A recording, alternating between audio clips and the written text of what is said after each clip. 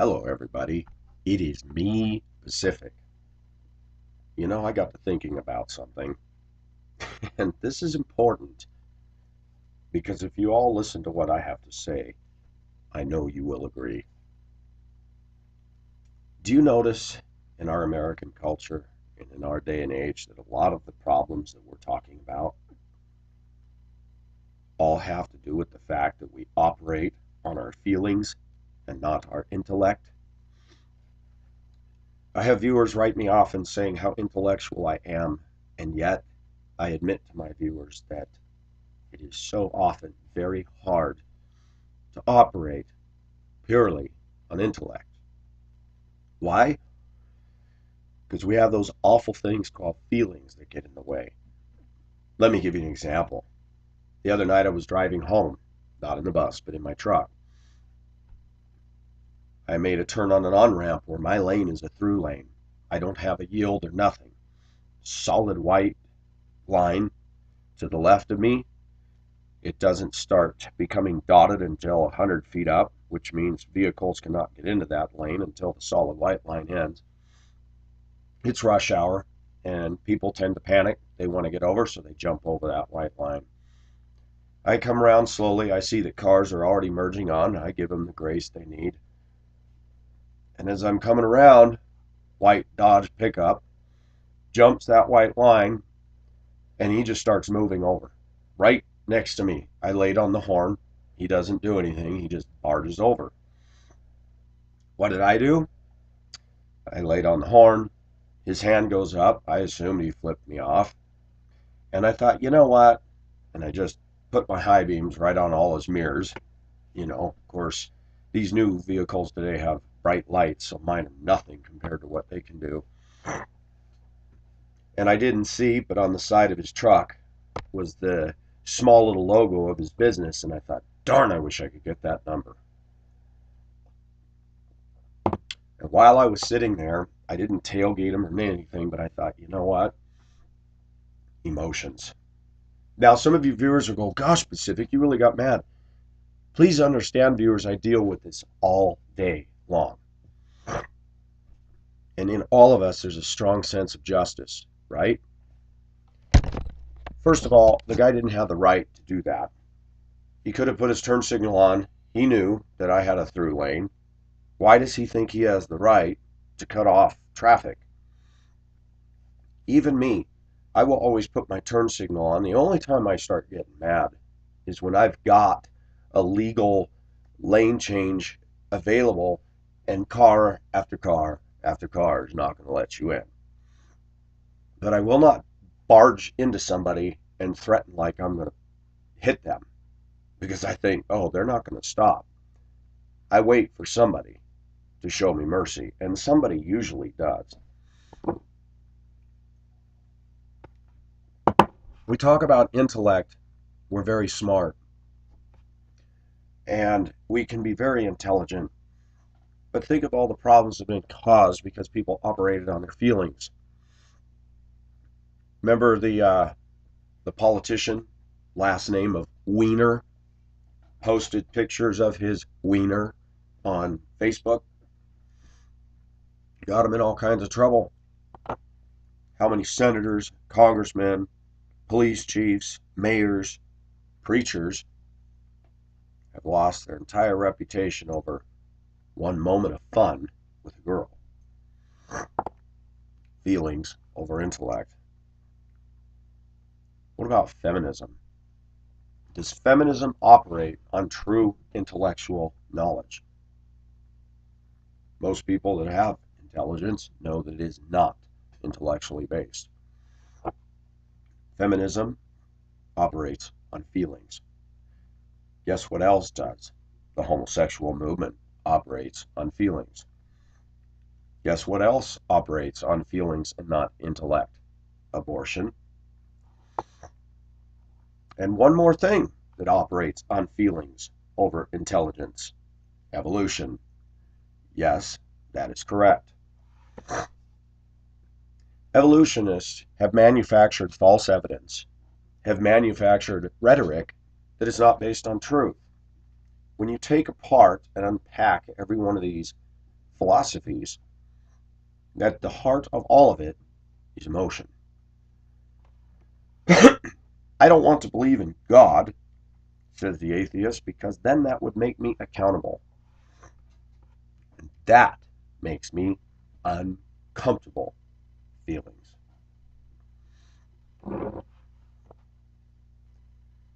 It's ironic that even Darwin himself, on his voyage, the Beagle, after writing all this stuff down that he found in the Galapagos, towards the end of his life, he admitted the fossil record was against him. His own wife told him many times she did not support what he was doing. She attended church. Whether she was a Christian or not, I don't know, but she attended church. Darwin had a problem with all the evil in the world. He had a problem with the suffering in the world and could not reconcile that with a good God. Thus, he launched his career into trying to find that there was no God. Nothing he came up with proved there was no God. His journey was based on feelings. His journey, and people will argue and say, oh, it was intellectual. He had a problem because of his feelings. His feelings said, this cannot be. We're going to unpack something here, viewers. Sorry about the noise. I like to fiddle with stuff. It's a bad habit of mine.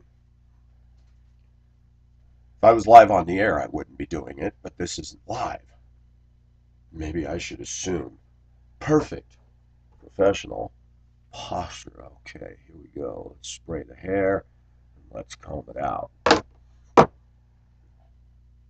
I have made decisions based on feelings versus intellect.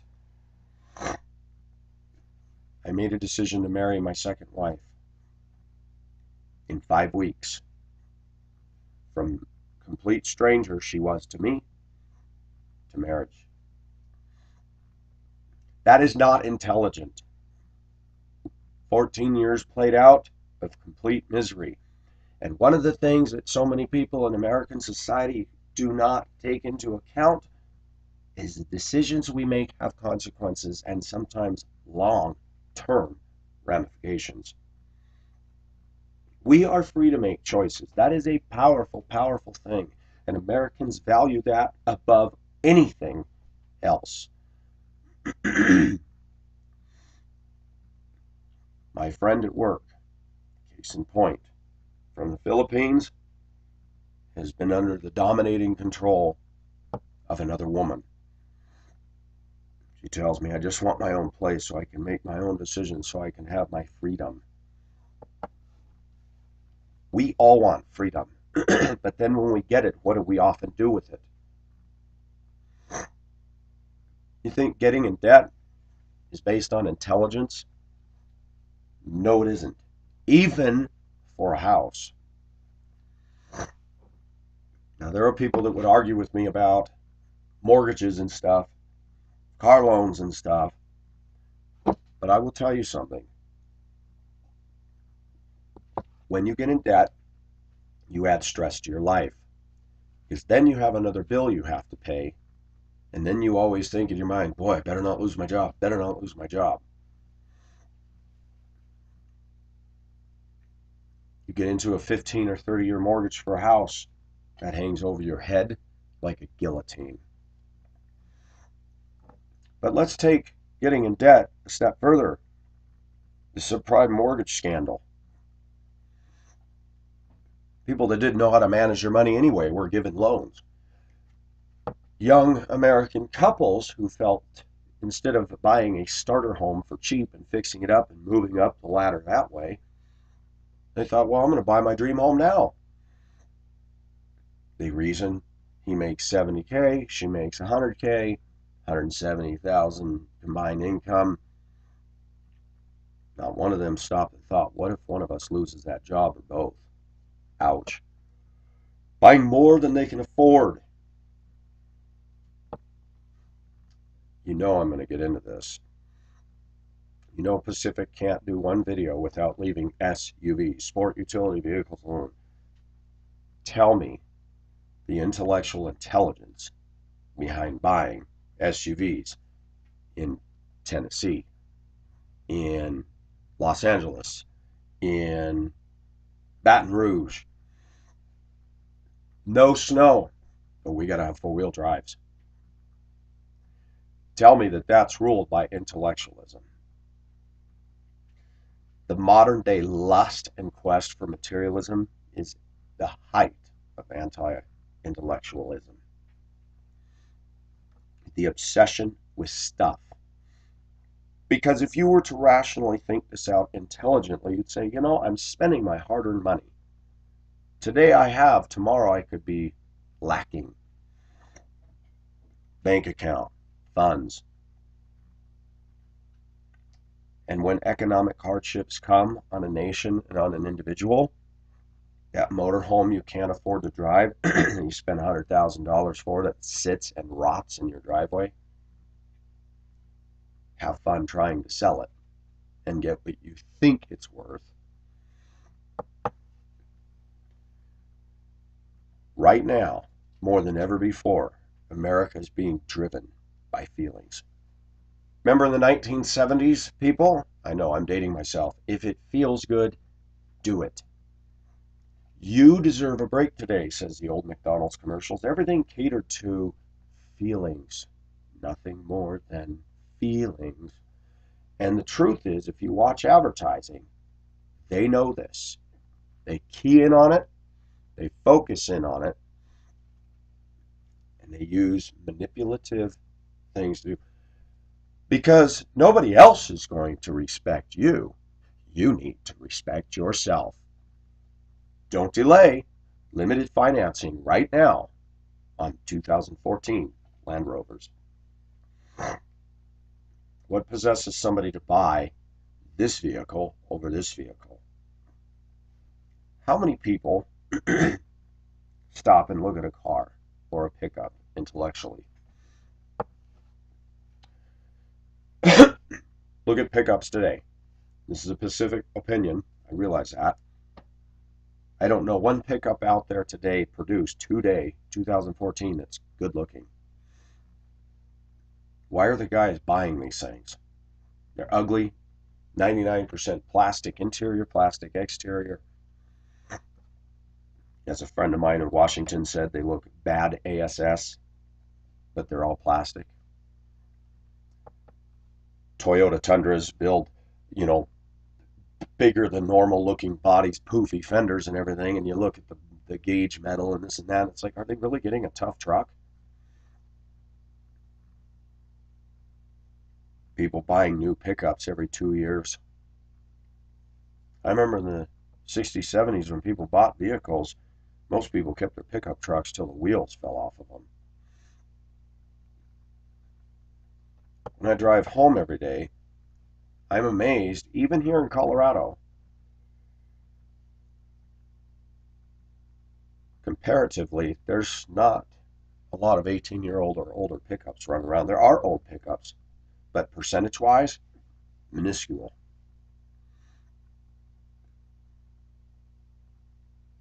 Christians today have operated on feelings like never before. Go to most mega churches today, they're not singing old hymns. It's euphoric, jumping up and down, electric guitars, loud drums. You come out of so-called worship hour feeling like, unless you're superficial and shallow, most of us come out of there going, I just didn't get into God in here today. How did we let Christian rock music, which is an oxymoron, come into the church? Feelings.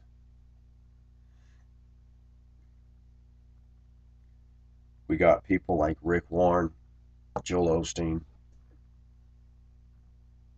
Lots of big household Christian names today literally marketing themselves, cashing in, fleecing the flock. And today's Christians respond to any criticism of those people. Well, God's blessing them. You're just jealous. I don't believe God is blessing them at all. I believe people are stupid. And I believe people get pulled into by their feelings. I've sat under enough preachers since my Christian life of 1985 to see that most preachers today are very good at manipulating audiences. Can I have an amen? Say amen. Why do I gotta be manipulated to agree with you? I have seen churches use guilt. The pastor feels that people aren't serving in the four walls of that building called his church. So they start beating up the congregation. By the way, I have found that those things don't work. Some of us are called to do ministry outside the church, and sometimes we come to church to get a break from all that. I know a lot of people that serve, but their kindness is not there. Their love is not there. They're cliquey. They think they're super spiritual. And guess what? They're not. What does all this have to do with intellectual versus feelings? It has everything to do with it. We as people, Jesus calls us sheep. We all, like sheep, have gone astray. And if there's one thing that is one of the most accurate statements that can be made about American people, is that we are led by our feelings more than we are our intellect. That is a fact. If you don't believe me, look at the violation of traffic laws. People don't reason intellectually at all. They think they do. Well, if you're going under, if the traffic's going 80 miles an hour and you're going the speed limit of 65, you're a danger. No, the people that are breaking the speed limit are a danger. Explain to the cop why you were going 15, 20 miles an hour with opposed to speed limit and see if he lets you off. He's just going to smile and say, speed limit's the speed limit. Here's your ticket. How do I know this? Because I see people get pulled over in these zones. I was tickled pink driving my bus the other day, and this is every morning. Same people commute every day. They know this. Flashing yellow lights, both sides, 3 lanes one way going east. School zone, 20 miles an hour. Marked on the pavement, yellow lights both left and right of the roadway. I watch people zooming by me, and then I see the photo radar van, and I see the flash bulb like poof, poof, poof, poof, poof, like fireworks, and I'm laughing. I'm going, look at all these idiots. Here in Denver, they send a ticket in the mail. There's no points issued. But it takes a picture of your license plate and your face in the windshield. And the only way you can fight it is to go to court and prove you weren't in the car, and they'll still say, doesn't matter, it's your car, you pay. I think it's great. When people see a cop, all of a sudden they obey the laws. Why is that? When the cop isn't there, they don't. Because they're operating on feelings. Because, oh, no cop here. By the way, did you know the society's against the photo radar vans and against the photo traffic lights when people run reds? Why is that? Because they're guilty. They think a cop ought to be sitting on every corner to catch them. That's hardly intellectual. Cops have so much to do, they can't possibly monitor traffic at every major place in a big city like Denver.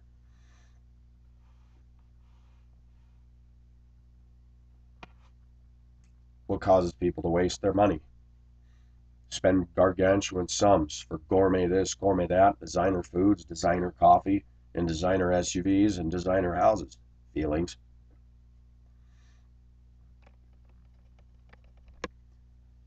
Look at most of the stuff in today's malls and stores and ask yourself, do we need this? I can go to every mall in America and I can point to store after store and say, that one closed and that one closed out. None of those would affect me. Most of what's being marketed out there is not a need. But even where I work, with our income being what it is, I watch drivers. They make the same amount I do. They pull up in Suburbans, Escalades, expensive rides. There's 10 of them living in an apartment or a house. They got to pay their $100 a month for their iPhone bill. And then they got cable TV, and then they complain they don't have any money. They're in debt for the car. They had to get a $400 or $500 iPhone. Pacific goes through life with his $45 a month, unlimited local and long distance texting and calling. And our society laughs at that. Man, how come you don't have a cool phone? Because I don't need internet on my phone. Intellectual thought is not driving our financial decisions. Intellectual thought is not driving our decisions for romance. In fact, feelings for us men is a big, big downfall in our pursuit of women today. Oh my gosh, she's beautiful. Listen to her open her mouth. Look at how she spends her money. Look at how she manages or does not manage her life. Use your intellect and step back.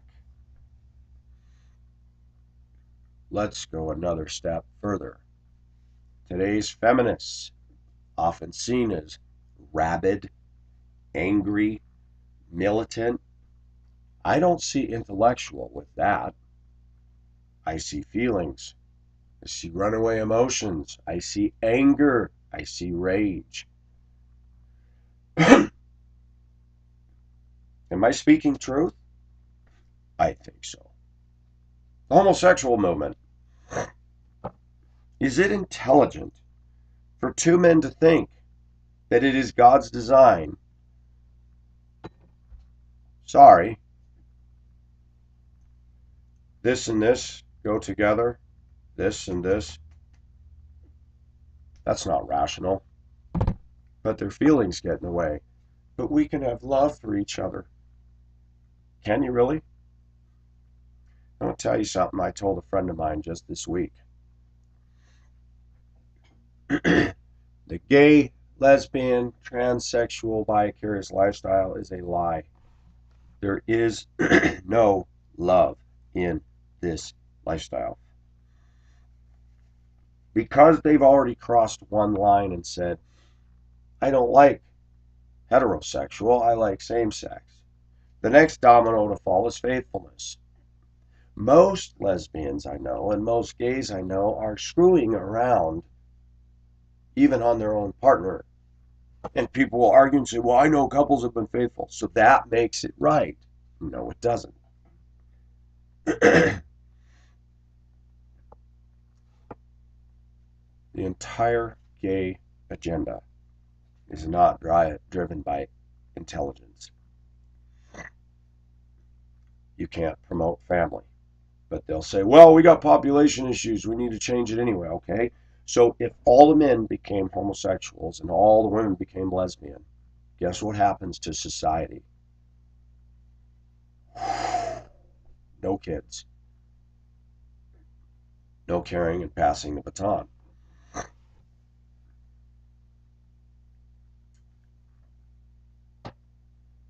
The problems that come as a result of same-sex behavior have already been well documented. Homosexual behavior is based on passionate lust, not truth. Excuse me. 1 minute. I'm going to go fill my cup.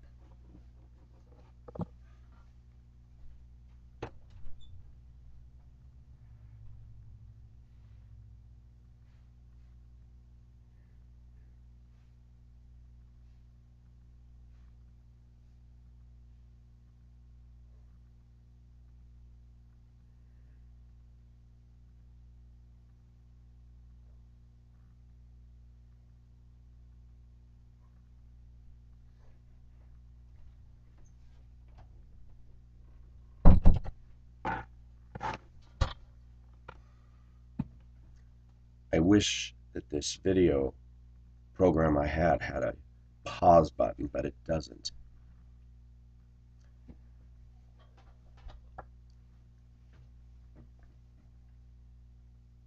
The reaction in our society to anybody that calls a homosexual lifestyle sinful is one that's based on feelings. You're homophobic. You're a bigot. You're a hater. Emotionally charged responses. Nobody's allowed to intellectually critique a movement, a belief in American society today, except that homosexuals, the feminists, the abortionists, the liberals, the evolutionists can heap all kinds of absolute feelings-based rhetoric, hate, and harassment against those of us that would disagree. Christians, conservatives, rational, soft-spoken, loud-talking, whatever. People who disagree with them. America today is living on emotion, not intellectualism. Our government is running on ego. It is running on my agenda. It is running on my legacy. Every day, I continue to hear directly now from people that are getting on Obamacare. If you are 55, my supervisor told me this, if you're 55, there's no such thing as preventative anymore covered under your Obama plan. You have to pay for that. Doctors have encouraged preventative maintenance, getting checked for this, colonoscopies, mammograms, stuff like that. But if you're 55, they don't provide that now. The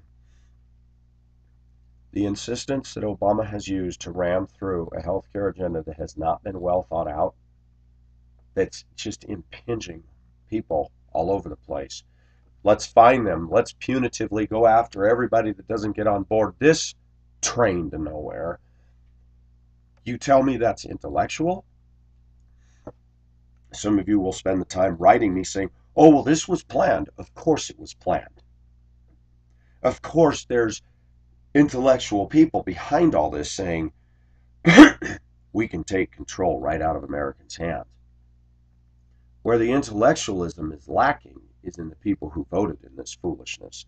Voted in that president, voted in that healthcare thing, and are all getting behind it. The only people that are profiting from Obamacare are senior citizens who can't afford it and welfare people who can't afford it. People like me? Nope. But let's get off of that.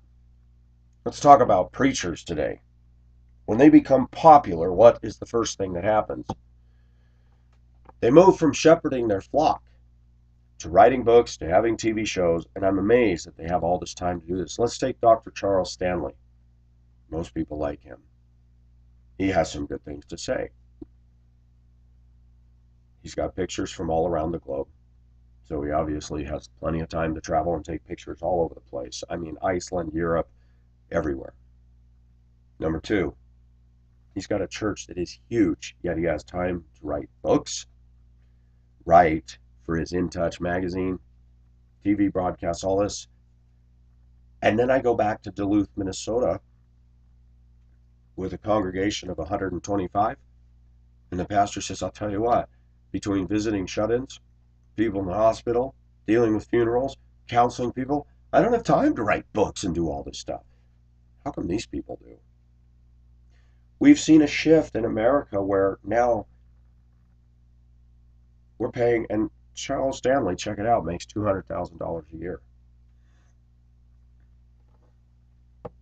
Is that intellectual? What church board is voting on that kind of stuff? A preacher is making what a CEO makes? Are you serious? Have you seen the shift? Do you see the shift? Then Christians have a real hard time with atheists, evolutionists, and all these other unbelieving people out here look at us and go, look at the hypocrisy in the finances. They are right. Because even an atheist who's read the Bible will tell you, boy, Jesus was poor. The disciples were poor. What's this? It's called American Cultural Christianity. FleeceTheSaints.com. But let's not be too hard on Christians, because after all, you know, we have our eyes opened by Jesus. On the contrary. Did you know that we Christians are very good at manipulating things to favor us all the time? Ex-wife, 14 years of marriage, this is what I heard over and over. Something would happen to her, and her view of God became very selfish, very feelings-based. I pray that God gets him. I used to be there. I find myself doing that less and less. I start to say, you know what? If God were to get us every time we sin against him, we'd be toast. What I pray for when people are so rude in traffic is that they'll do it again and get caught. That somebody else will put them in their place. Because that's just dangerous.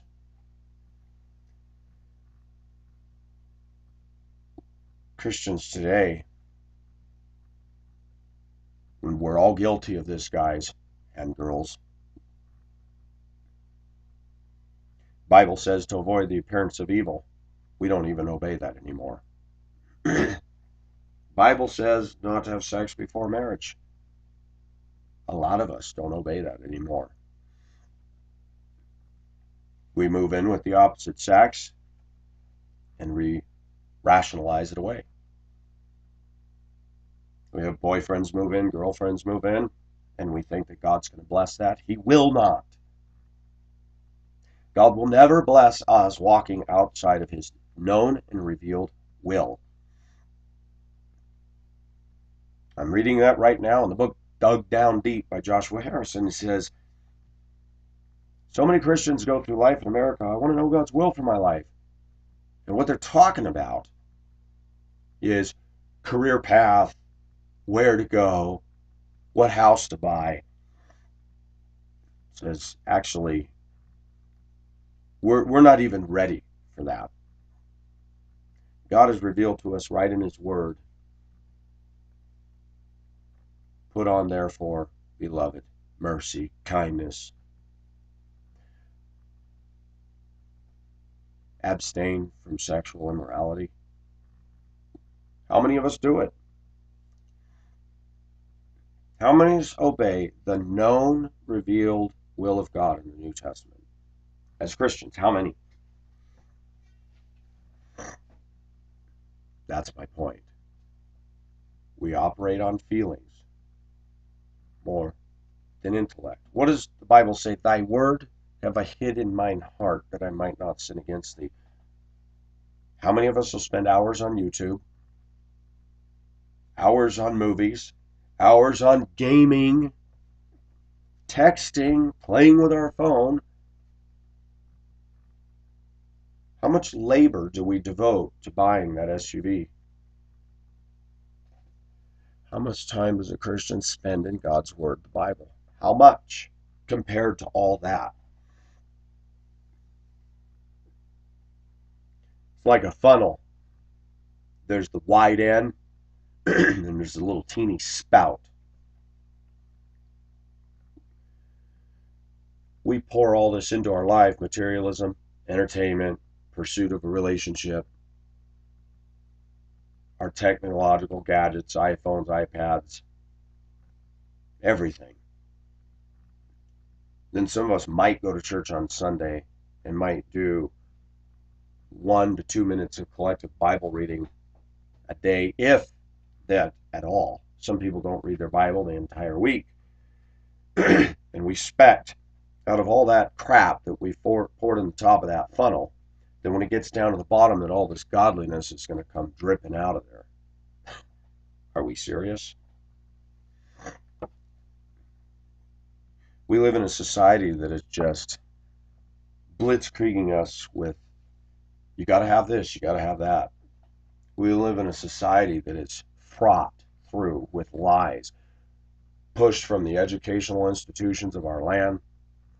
And then we sit there and use the media and entertainment that consumes our lives.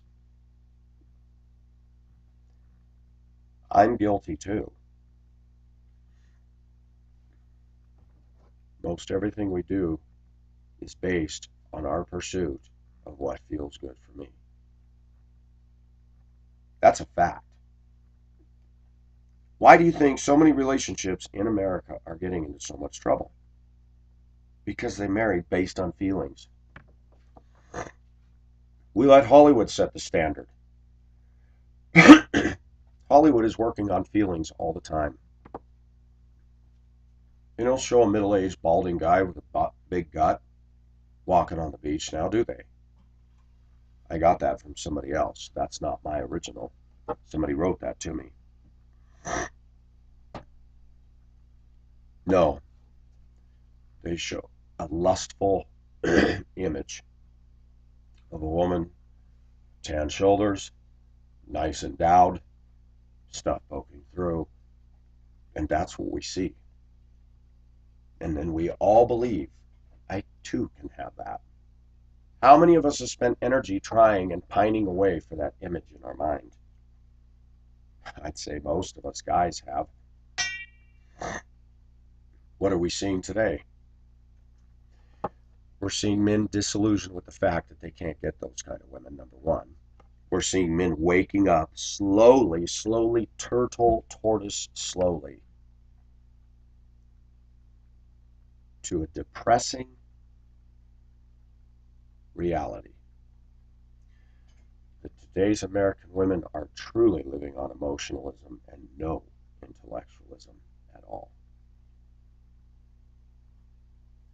Most of us guys watching this channel have been through marriages, have been through countless relationships. So what is wrong? Is this all a problem due to intellect? No. It's due to feelings. It's due to being pulled by lust.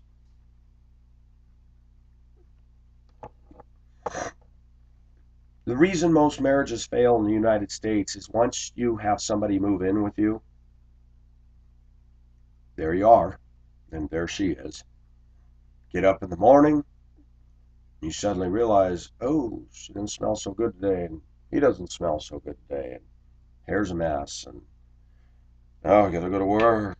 I'm not a morning person. Turn the light off, man. And the fighting and the arguing. The book of James says what?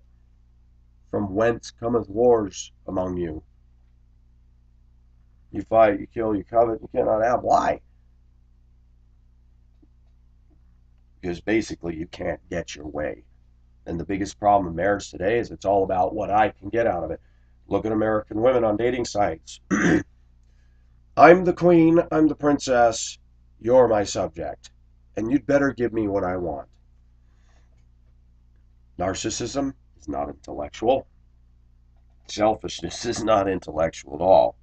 When teenage girls can be little rude brats to everybody around them, is that intellectual? No way.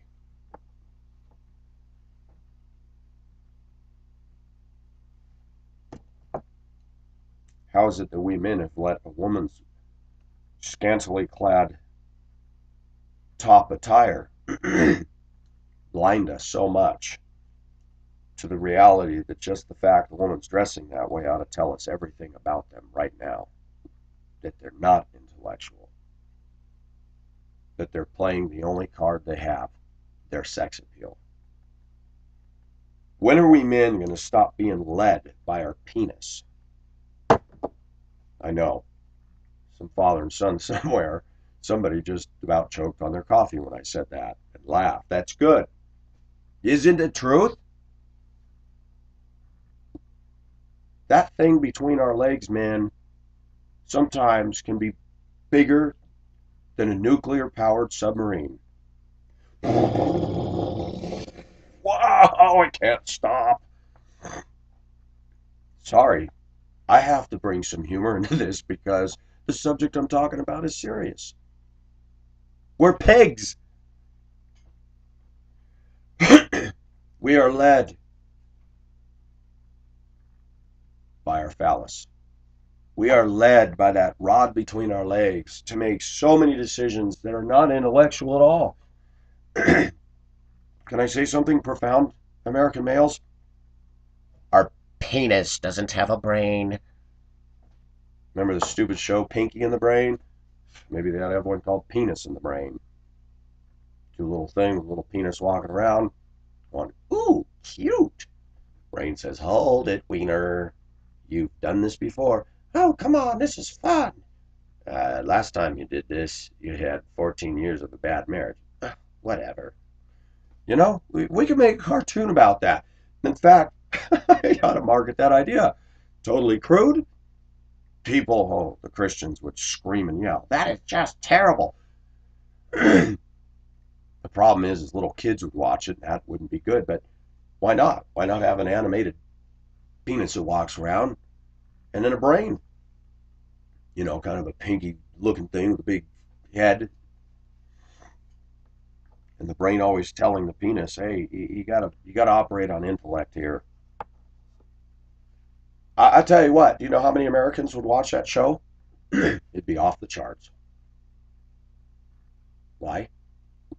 Because it's true and it's funny.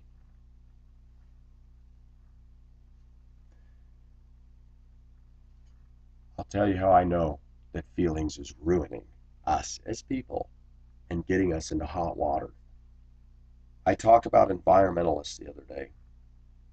Go and interview the average environmentalist in America, and you'll find some common denominators. They all have a nice house, they all have a nice SUV, nice ride, expensive cars. They live an affluent lifestyle. Do they ever talk about materialism? No. Why? Because they're guilty. Do they ever talk about all these things in the store that are made of plastic? Let's talk about something real quick. Let's talk about how unintellectual any of these movements today, these activist movements that are affecting us and affecting the cost for me to live. Okay? They came out with the Toyota Prius. Firefighters immediately responded, said, if that car gets into a crash, those batteries have enough power that if I forgot, and I don't want to get myself in trouble, but there is such a crash that could happen where the batteries suddenly become grounded to the metal of the car, and the firefighter going up there could grab it and get shot. Seriously bad. They said it takes 7 years of owning that Prius and driving it before it will turn in a return on your profit. Most people today are throwing away cars in less than 7 years. And then you pay more for that Prius. So how much are we really saving in the environment? Nothing. You're spending more money. You've got a potential road hazard in an accident. But let's talk about plastic. Landfills are full of this. You know how long it takes for this to decompose? Anybody want to give me any? This will not turn into dirt. Metal rusts, aluminum oxidizes and deteriorates. We used to have tin cans. Now you don't see them anymore. Tin cans come from iron, and iron is in the earth. Plastic? They're even talking about drinking water out of plastic water bottles and reusing that water bottle as a water bottle. And they're saying that that plastic is coming off nice. So our intestines are becoming plasticated. Great. Make the food slide through real easy. Super slide. A twirly one at that. You know what? I'm not going to go on and on because there's a lot of things I could say. If global warming really is true, then why aren't the environmentalists screaming about the addiction to materialism, which is keeping factories open? Why aren't the feminists, why aren't the environmentalists speaking out against materialism, consumerism? Because they're not really environmentalists. Yuppies. Today's young people are being indoctrinated into buy your little canvas tote bag, eat yogurt, buy organic. And they're the same buttheads that cut me off in traffic in their $45,000 pollutant SUV with the dog and the cat. And we talk about population control in the world, and yet all these people are more dogs, more cats, and we've created a multi-billion-dollar industry called Petco, where the pets go to feed and fund and equip and take care of dogs and cats while people are starving. Environmentalists are hypocrites. Now let's deal with the next hypocritical movement, feminists. They do not operate on intellect, they operate on feelings driven by a vagina. Oh yes, we're going to get into this. The power of V. I didn't do that right. Let me try that one more time. V. A guy wrote on my site a comment that most women would call crude and out of line, and yet it's true. The only thing American women have to bring to the table is their vagina. Nothing else. And they know this. There is truth to that. Sometimes I don't censor all the comments. As a Christian, years ago, I would have said, oh my gosh, somebody used the F word. Oh my gosh, I don't like it. But if I were to censor all the stuff out that Christians 50 years ago would find offensive, I'd have no comments on my channel. Pretty much. We live in a crass, messed up society. When I got people coming onto my site that aren't even Christians saying, you know, I agree with what you're saying about the church. Christians 50 years ago would have said, oh, this guy's a bad example of a Christian. Look at the people leaving the comments on the site. This is promoting. My site is not promoting any destructive behavior in the society at all. My site is talking about things that 50 years ago people refused to talk about. And though I have said that people were better in some ways back then, in some ways they were not. Do your digging. Do your research. Go back and deal with people that are now in their 60s, 70s, and 80s that were molested as a kid by grandpa. Guy here is in his 80s, grew up in Lincoln, Nebraska.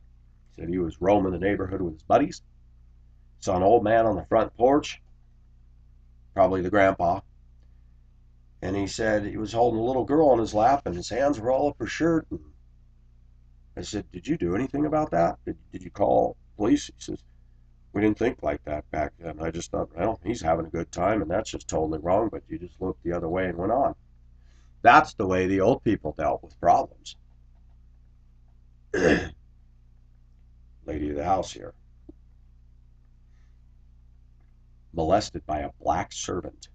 Black female servant is a very little girl. Before she even had any sexuality or organs and breasts or anything. And she went to tell her mother at first, and her mother just thought, come on now. You go back into the older generations, and their way of dealing with stuff is don't deal with it. Ignore it. Deny it. Oh, come on, you're making that up. Let me tell you something. My experiences with little children, 3, 4, 5-year-old children, they don't know how to make up stuff like that unless they've been exposed to it.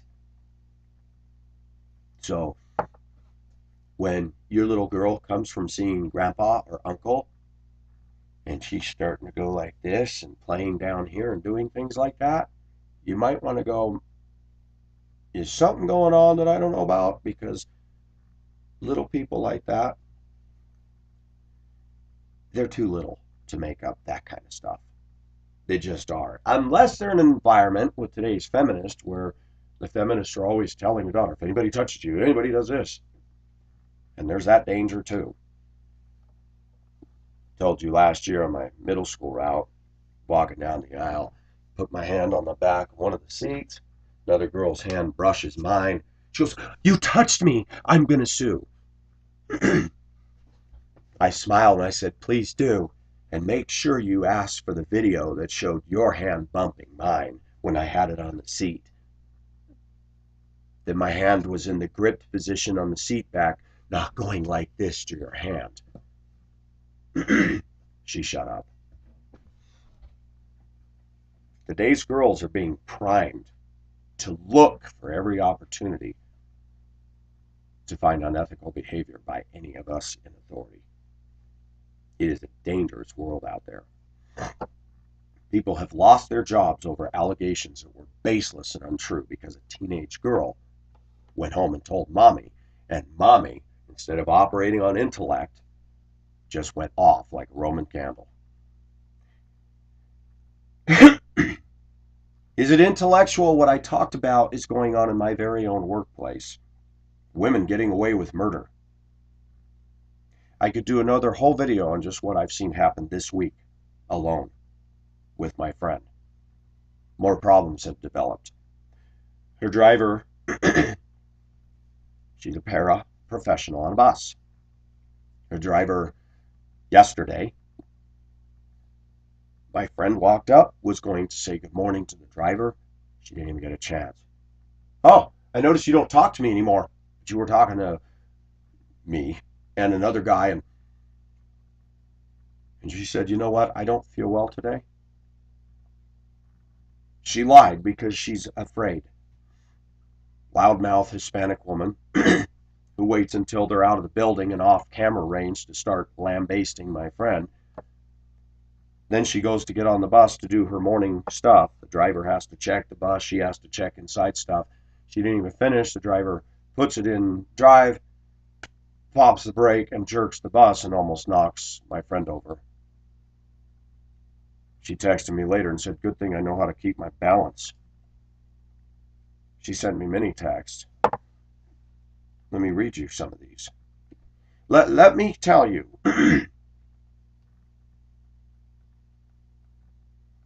Because sometimes she gets back before me and she's sweeping the bus. Let's see, where are we? Let's see, where are we?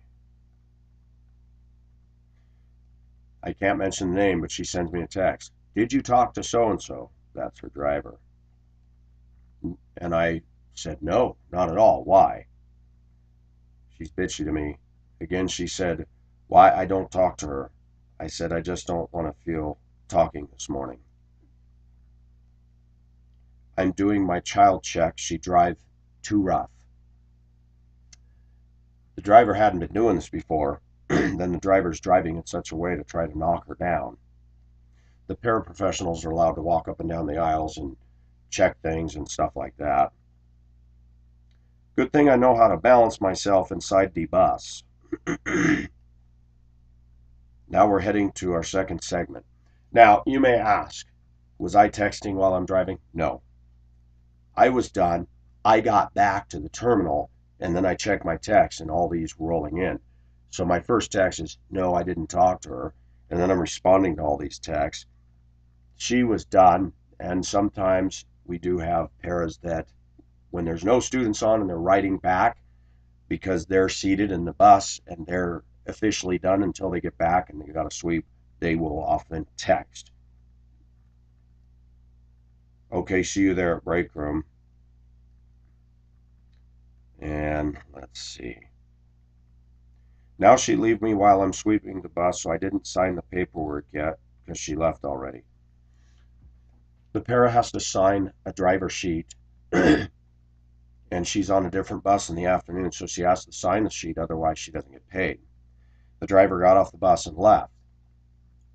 When my friend came to me, I said, she's sitting right at that table. Go up and tell her you need to sign the sheet. So she walked over and said, I need to sign the sheet. You left before I could sign it. She not only didn't offer, she throws her hand up and goes off. I said, you know what? Just go to your supervisor. I said, turn this crap in. Then I brought her out here for lunch yesterday. I said, let's get out of here. I didn't have any extra trips. I said, let's go home and eat. She gets a text from this driver. You know, I don't want any trouble. You make your problems. You bring your problems and make them mine. And I read this and I knew that this was bogus. I said, don't respond to the text. Take the text and show this to your supervisor. She did. The supervisor was very upset at this point. Called the woman in. The woman starts yelling, pull the camera, pull the video, go ahead, pull the camera. You'll see I did nothing wrong. She was bluffing. Now the supervisor's questioning my friend and said, I want you to write an email about everything that happened. I said, when you write an email about what happened, because the supervisor does have a problem and shows favoritism, address it also to the manager. That way this thing's out in the open. Friday night, when we should be happy that we're off work, my friend calls me and says, I got to write this email and I can't log into the website of our employer. I said, handwrite it. Tomorrow, meaning today, when I come and get you and we hang out, we'll stop by Office Depot or something and make some photocopies of it. Just handwrite it because that's valid. It can be placed in a file. The woman that's causing all this trouble is not operating on intellect. I'm mad because you didn't move in with me. I'm mad because you're going to Min for help. My friend said, thank you for your offer. My friend was trying to be diplomatic and tactful and did not want to say, I don't feel comfortable living with you because I've seen this bipolar behavior of yours. That's my word. Women get very angry and they lose rational common sense. If I sense that somebody is not comfortable taking me up on my offer, I figure that out and I stop it. If I sense that a woman's shut down towards me, if I come on to her, I stop it. This woman doesn't. Now she's badgering, harassing, and doing passive-aggressive stuff. Jerking the boss. You know, what kind of a moron would do that? A woman who's operating on her feelings. This stuff doesn't always get prosecuted in the workplace because all she'd have to do is say, well, car pulled out in front of me. Women are really good at getting out of their stuff by lying and coloring the facts. Last night, my friend said, now she's covering her ASS and she lie and tell a different story. I said, I know what's going on. I said, if it gets really hot in that office, drop this bomb on him. Say, you know, I text Michael and I tell him everything. I'll walk in there and say, you know what? She's been talking to me about this for the last 2 weeks. She get into my truck and is in tears. I know what's going on. Then I watched something yesterday when I was in the break room. I don't get into it with this woman. I don't even chat with her. I used to. Now that I've seen all this going on, it's like, don't talk to her. You might get into a problem with her. We have a kitchen in our break room, a small kitchen, and there's a big counter, and I usually lean my butt against the counter. The edge of it's tall enough, and I just lean against it.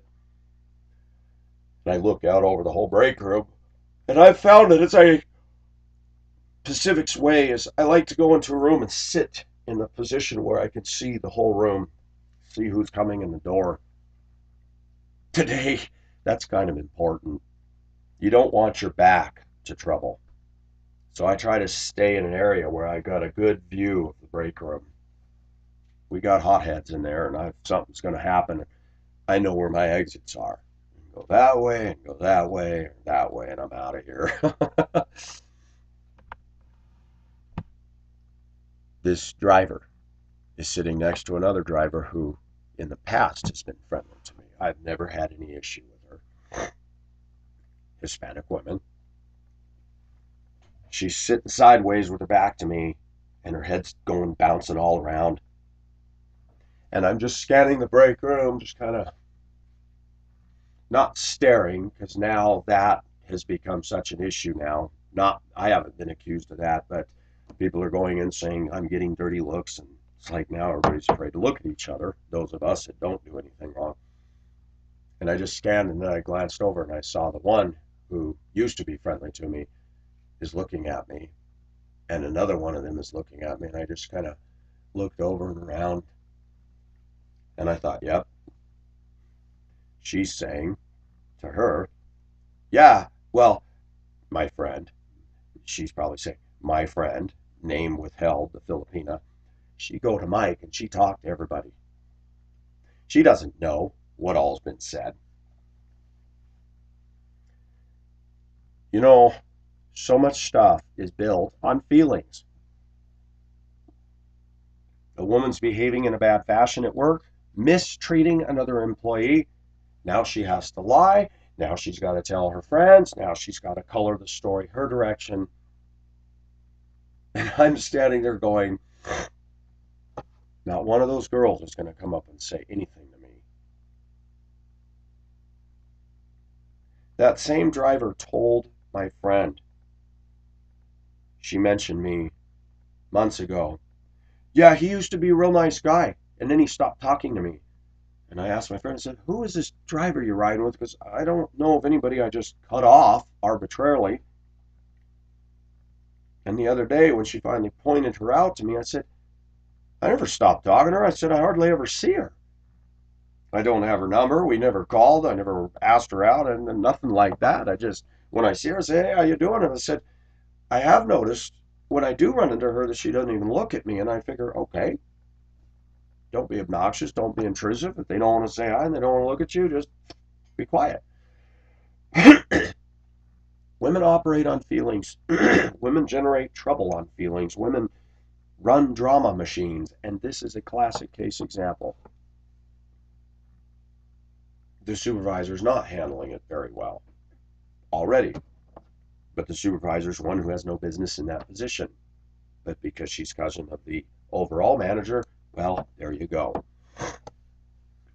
A lot of things are done in America that are not based on intellectual thinking at all. That's my point. And because I'm talking about this stuff, we all need to look at our own lives and ask, what are we doing that's operating on feelings? A friend of mine kept getting on a dating site, and I joked with that friend, and I said, when are you going to learn? Finally, the other day, said I removed photos, and I'm not doing it anymore. We're all guilty of operating on feelings, and here's the problem. When we know something isn't working, why do we keep doing it over and over and over? But let's talk about the abortion issue. Is it intellectual to murder the child in your womb? Is it natural? Is that nurturing? Is that loving and caring for a woman to just extinguish the life that's coming right out of her own loins? That's not intellectual at all. They'll say it is. What? Why would I want another unwanted pregnancy? Another mouth to feed? Population issues? No, sorry. No. Bull. The biggest argument for evolution is, what about if a woman's raped? Okay, let's look at that intellectually, shall we? Let's look at the data. Let's be a real scientist. Can I have the data sheets that show me how many people have been raped that have had an abortion contrasted against those that had a moment of drunken fun and got knocked up in a bar, and now it's like, oops. Yeah. Uh-huh. I don't want to use choice Friday night when I'm getting drunk and that guy gets on me and does his thing. I want to use choice after I've done the damage.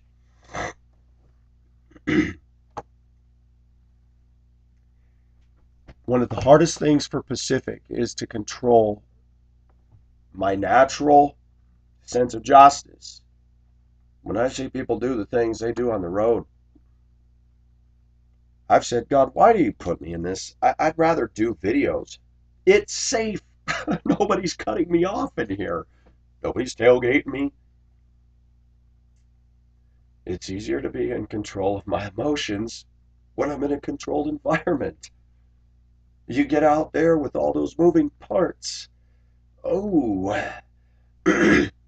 I need oil on me every day because eventually that oil breaks down and it starts to scrape. And it's like, why do I got to be in this grind every day? I would love to make videos all the time. I was thinking that the 2 weeks I was off, I actually enjoyed making the videos. I felt inspired and passionate, and I believe some good videos came out. One got 644 views, man. I feel like I was hitting my stride. And what shocked me is you viewers haven't turned tail on me with the longer videos. In fact, you're welcoming them. I guess people are tired of the Brady Bunch. My viewers don't like the Brady Bunch. You know, a show that takes up a half an hour of TV time, but when you take out all the commercials and everything, you might have 15 to 20 minutes of actual show. People have communicated to me in this soundbite day and age that they like my meatier, longer lasting videos. Somebody in an art studio in Canada can put on his headset and listen to me while he's doing his work and creating stuff. That some guy at Saturday morning says, a cup of coffee in Pacific. I like that. When a father and son, a teenage son, and there's several of them showing up saying, we love watching this stuff. When people write me and say, subscribed, exclamation point. When people say, I wish this was a TV show, this is the only channel I would watch. Do you know how good that makes me feel? I've got an ego too. I admit it. It makes me feel good. That's why I don't want to offer garbage. That's why I want to get better. But we have to talk about feelings. Feelings has gotten us guys into trouble. Feelings got me in trouble with marrying the second wife, and feelings got me in trouble with marrying the third, especially when I knew with wife third, Filipina in Hong Kong, I knew when I went out to see her. I knew before I left the U.S. I had even canceled the flight and then rebooked it again, and it's like, you should have just lost the money, dummy. It would have been a lot cheaper than getting all involved in this. Sadly, though, our greatest lessons learned are from making bad choices. Life is not a textbook. How to properly choose a God-glorifying mate. Who's going to read that? You guessed it. A lot of women who have too much time on their hands, and they will underline everything in that book and then use it as a weapon against us men. Guess where that book belongs? Trash can. You notice people won't take chances now? The women don't want to do that. I don't want to waste my time going to Perkins for a cup of coffee to meet this guy. So I'm going to drive him off right away. Why are you getting on a dating site? Everything's being driven by feelings today. But even though I screwed up with my own choices of women, I'm glad I went to Hong Kong. I wish I had gone over there and stayed single and learned all that I learned. I wish. Because I'll tell you the truth, guys. A lot of people got to know me over there. And I realized when I look back, I really look like a dumbass. Even over there. The guy came over and married a girl, that went downhill. And I was fooling around. It wasn't good.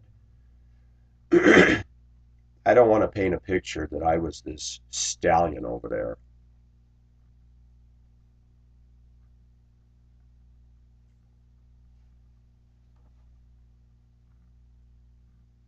The greatest lessons learned are by our mistakes. But sometimes we can avoid making foolish decisions if we stop, take our feelings in one hand and set them down. Say, now I'm going to look at this with intelligence. Yeah, she's cute. Yeah, she's exotic. How much am I going to spend to pursue her? But let's talk about this. Before I went to Hong Kong, I started looking up immigration. It was daunting. I saw in there where it's going to go off your income, and if you don't have adequate income, according to the government, then you have to have a sponsor. But then I read further. In the case of Philippines and Hong Kong, people coming out of those two countries, sponsorship could be denied by the IRS, the Immigration Naturalization Services. So I had nothing but doubt. I thought, boy, if I file this, they're going to look at my income. They're going to look at the fact I've moved all over the country, lived in how many different places. To the INS, that's not stability. They wouldn't care if I moved around and all this and had hundreds of thousands of dollars in the bank. But I didn't. Immigration failed because it wasn't God's plan, and immigration failed just on logistics alone. They started looking at my income. They started looking at my moving around. And then they started going, well, who paid for this trip? They didn't know I had an inheritance in the bank. It hadn't gotten to that point where you got to reveal all the financial stuff. I had to reveal tax years and stuff so they could see my income.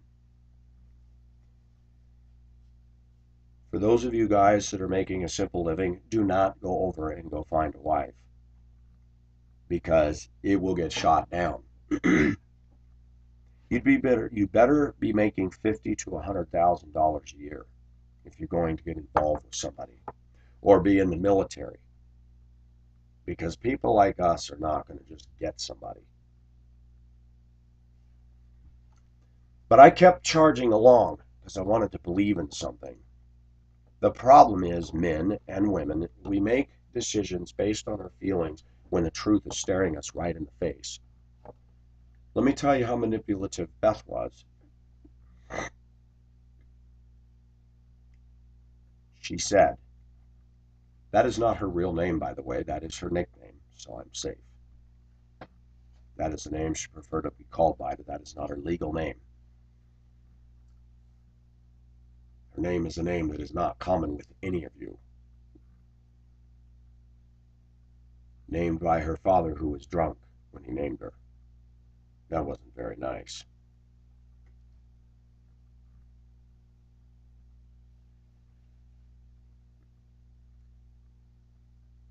She kept telling me, you got to have faith. And why did I buy into that? Because she was so simple, I thought, well, maybe she's closer to God than me. Things weren't connecting, though, in my own head, but they were. My mind objectively saying, but she's so mean to you. Is she really godly? Well, but she's from a different culture. There could be a language barrier. I had all these little arguments going on in my head, living inside my head, and I kept saying, well, you know. Then she wrote me an email. You know, it's not an accident God led us together. You got to believe that he wants to bless us. I started buying into that. Joel Osteen, live your best life now, thinking I didn't agree with Osteen. I categorically rejected him, and I would instead did and still do. But she was a woman, and she was effectively marketing her poison to me, and I was buying into it, and it took me a while to wake up and finally turn around and said, it's easy for you to say, Beth, for Pacific to have faith when it's coming out of my bank account. What you mean? If God is in this, how come I'm the one that has to pay all the money for this? Not you. You won't even save up for a plane ticket when I asked you, and I asked you finally after 4 years of being involved with you, how much are you spending every month? It was Pacific that finally got her to the idea of actually saving money. I said, you are 53 years old. How much money have you saved while you've been here in Hong Kong? You don't pay rent. You don't pay health insurance. I'll tell you what, you go to these stores and buy Filipina crippy crap and give gifts to everybody, but where's your nest egg? When I finally told her that, one day she had something like 7,000 or 8,000 Hong Kong dollars stored up. something like $800, $900. I said, you see, you could have been doing that years ago. I didn't have that luxury. I was thinking last night how I lived hand to mouth when I moved to Duluth, Minnesota. 1989, my apartment was $250 a month. That was expensive back then, considering I had a job that paid no, what was it? $4, $5 an hour. I don't even remember what minimum wage was. Working at a plasma donation center. That was a hoot. I'll have to do a video on that someday. Boy, there's some real winners that come into a plasma donation center, where they pay you $20 to lay there on a bed. They stick a needle in you and pull the blood out, separate the plasma, take the plasma, and run the blood back into you and put a Band-Aid on you, and you're out the door. You can do that twice a week and make $40. It's a pathetic way to make a living, let me tell you. And we had a lot of people coming in there when I would get the samples, the test, the little cut off the tube and crimp them with the heat iron, and then put the ID code on it. And then we'd send those to lab. You'd be amazed how many of them came back HIV, HIV, HIV. Anybody walks into a plasma place to get free money. Anybody.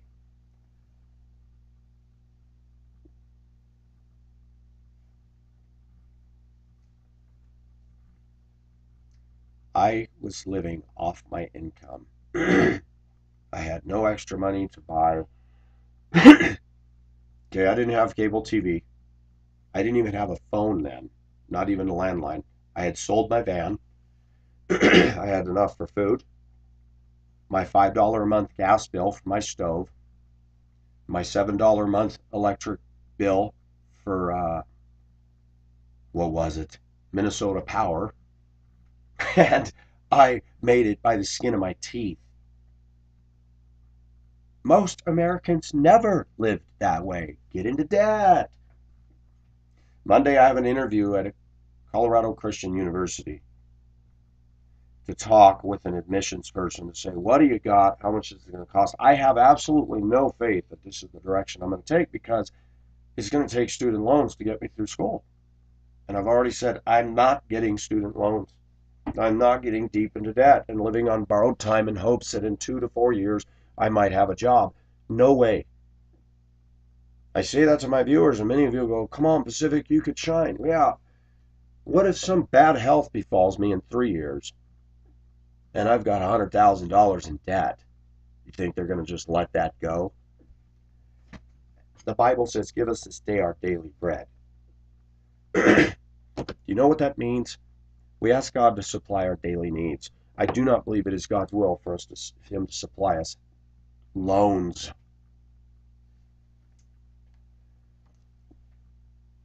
Could God open the doors from some philanthropist man who's got money and say, you know what? I'll fund your college. Okay, there's God's provision. Go. The woman was all too eager to meet with me. Right now, colleges are doing their best to put their best foot forward, because they've heard over and over that all these college degreed people are losing their jobs. So they're marketing themselves as strongly as they can. Colleges are about making money. Don't forget that.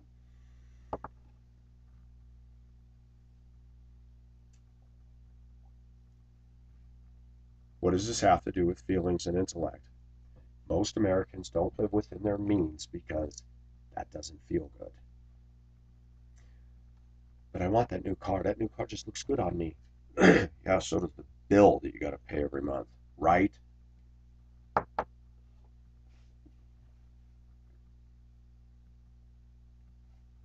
I'm not ripping on my friend. I love her and I adore her. But every time we go to the store and we pick up stuff, she charges everything. Charges everything. I take out petty cash to buy my groceries, to go out to lunch or dinner. I charge my gas. I charge my insurance bill on my truck the other day that come due. And I charge truck repairs. And if I fly to Hong Kong, I'll charge that. I got $150 cash a couple months ago because I had so many, like 10,000 credit card points, and you can get a Target gift card. And I thought, a Target gift card. Or it says you can take the cash. I took the cash, they applied it to my credit card, and it's a minus 150 off the bill. And I'm like, sweet. Credit card companies are still making money on me because whoever uses my credit card to charge that item, they get charged fees. But I don't. So the credit card company's paying me money. That's wise use of credit, folks. Pay off the full balance. She's got some debts. She incurred some hospital bills, and then that lovely friend of hers charged her credit card to buy appliances and stuff. And then her friends got the gall to say, when you leave, you can't take those. And I said, guess what? They're charged on your credit card. She's not there. I'll bring a dolly in and help you get those appliances out of the place. That's bullcrap. No court is going to award in her favor when it's on your credit card. It's not going to happen. Here's the thing. She pays the minimum payment every month, or just a little over minimum. I said, you realize when you do that your credit's good because you protected that by making a payment. But I said, you're getting charged interest because you're not paying the full balance. Yeah, I know. I said, add up that interest. How much of your hard-earned money as a bus aid are you putting into interest?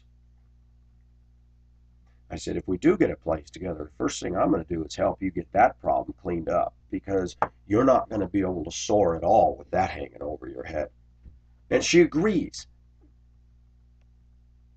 She's not like most American women I know that was screaming, oh, that's none of your business. She's made it my business. And I said, do you want some help? I'm not going to pay this off. You're going to do it.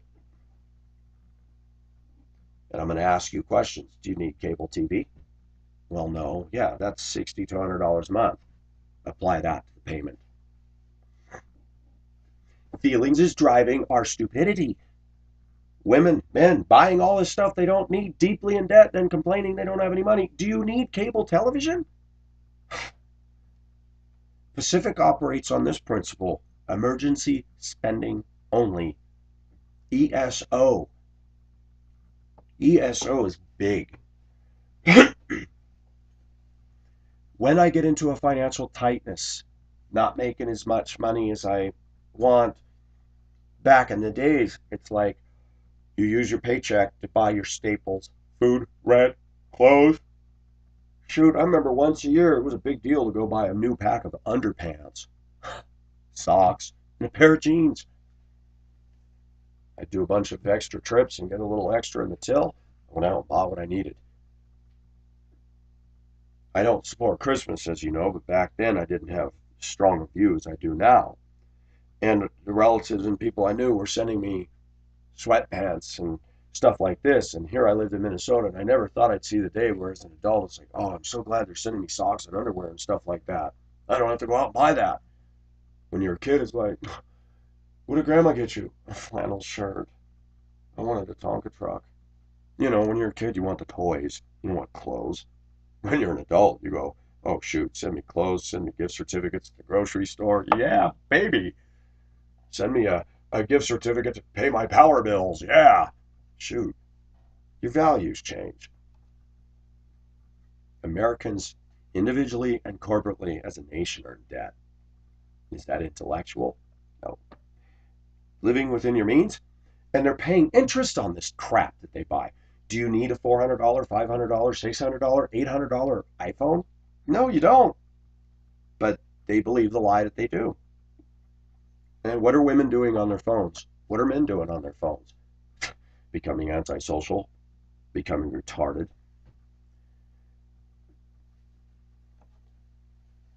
You know, when I lived in Duluth, yes, we could get in trouble back then. Idle time. I had a lot of idle time, and it was easy to go, I'm bored. But I talked to the senior citizen who lived next door to me. I talked to the people who lived downstairs. Back then, I took the time to talk to people. I didn't have iPhones. We didn't have internet. We didn't have any of those distractions. Sometimes people just come sit in the overstuffed chair in my place and shoot the bull. Where's that today?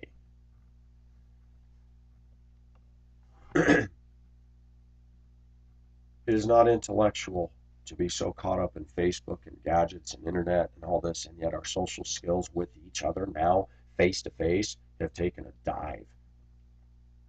It is not intellectual to believe in feminism. It is not intellectual to believe in the gay agenda. It is not intellectual to believe in the abortion and believe that's okay. It is not intellectual to believe in evolution. I don't care what the scientists and atheists throw at me.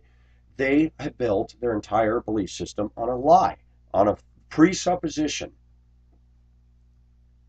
that they fabricated. There is no God, therefore all information that comes down from that is going to be false. I don't care if they get into quantum physics. I don't care if they get into stupid little straw man arguments like adaptations. Big deal. An Arctic fox is white in the winter and mottled color in the summer to blend in with the tundra. Wow, that proves evolution, right? No, it's just like this compact Presario laptop I have. There are things programmed within it that this thing can do, functions that it has. The car you buy has certain functions. Same with an animal. Why would God, the stupidity of evolution chaps my butt. God could not have possibly created an animal with adaptations. No, not at all. That's why a skunk sprays as its defense mechanism, and it works. Nobody wants to eat that. All points to a designer, but the evolutionists do hamster Olympics, to quote Bernie Ender, to come up with the preposterous gobbledygook crap that they call fact. I don't want to believe in God because he makes me accountable. Feelings based. I am anti-male and I want to bash male. Feelings based. They'll give me the argument, oh, well, because we've been abused. How many women today are being abused by men? How many percentage-wise? Give it to me. A lot of women are feminists that have never had one piece of physical abuse, verbal or anything, from men, and they hate us. Where'd that come from? Give me a break. Killing the baby within your womb. That's motherly. That's nurturing. That's loving. The natural affection a mother normally has for her child, and we're going to kill it because it's choice. That's feelings gone straight to hell. That's callousness. That's a seared conscience. Environmentalists. Let's put caps on smog control. Yeah, well, why don't we put caps on SUV buying? Let's put caps on manufacturing and consumerism, most of which people are buying is not a need. How about if we shut down cable television? How about if we shut down a whole bunch of stuff that is really harmful for us? Oh, no, no, no, but we like that stuff. We like our vices and we like our sins. All those isms I talked about, they're not intellectual. Mormonism, is it based on intelligence? Not on your life. Jehovah's Witness, is it based on intelligence? Not on your life. I could go on. Look at all the false religions of the world and ask yourself, is this intelligent? Not when they send you to hell. Not when they deny Jesus Christ deity. Not when they deny the very words from Genesis to Revelation. Feelings is causing major damage. Feelings, when we elevate sports stars, rock stars, actresses, and more people tune into the Grammys, the Emmys, and the Oscars than your daily Bible reading, you think we're not based on feelings? You better believe it. Look at the power of today's female vocalist divas. Look at the views they'll get on their videos. Look at what they're doing in their videos. All about me. Women love that stuff. There's nothing intellectual about most modern music today. Nothing intellectual. It's purely entertainment, feel good, emotionally based stuff, and it gets the hits off the charts, views off the charts. And America's news is dotted more and actually permeated more with the latest bullcrap with Brad Pitt or Justin Bieber or Justin Timberlake. Who cares? 200,000 people lost their lives, their homes in Indonesia. And on a lighter side today, Angelina Jolie's getting married, or whatever it happens to be. We report that. That's necessary. That's news. Yeah, feelings have done a good job of replacing intellect. It's very hard for me when I see the stuff that goes on out there to tell myself, down boy, down boy.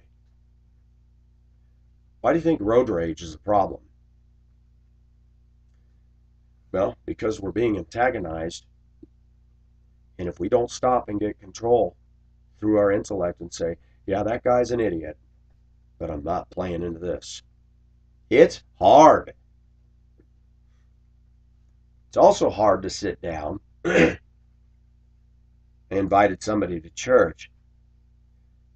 This isn't a church that talks about the world's going to end and Jesus is coming. I said, well, we do believe that, but that's not our primary focus.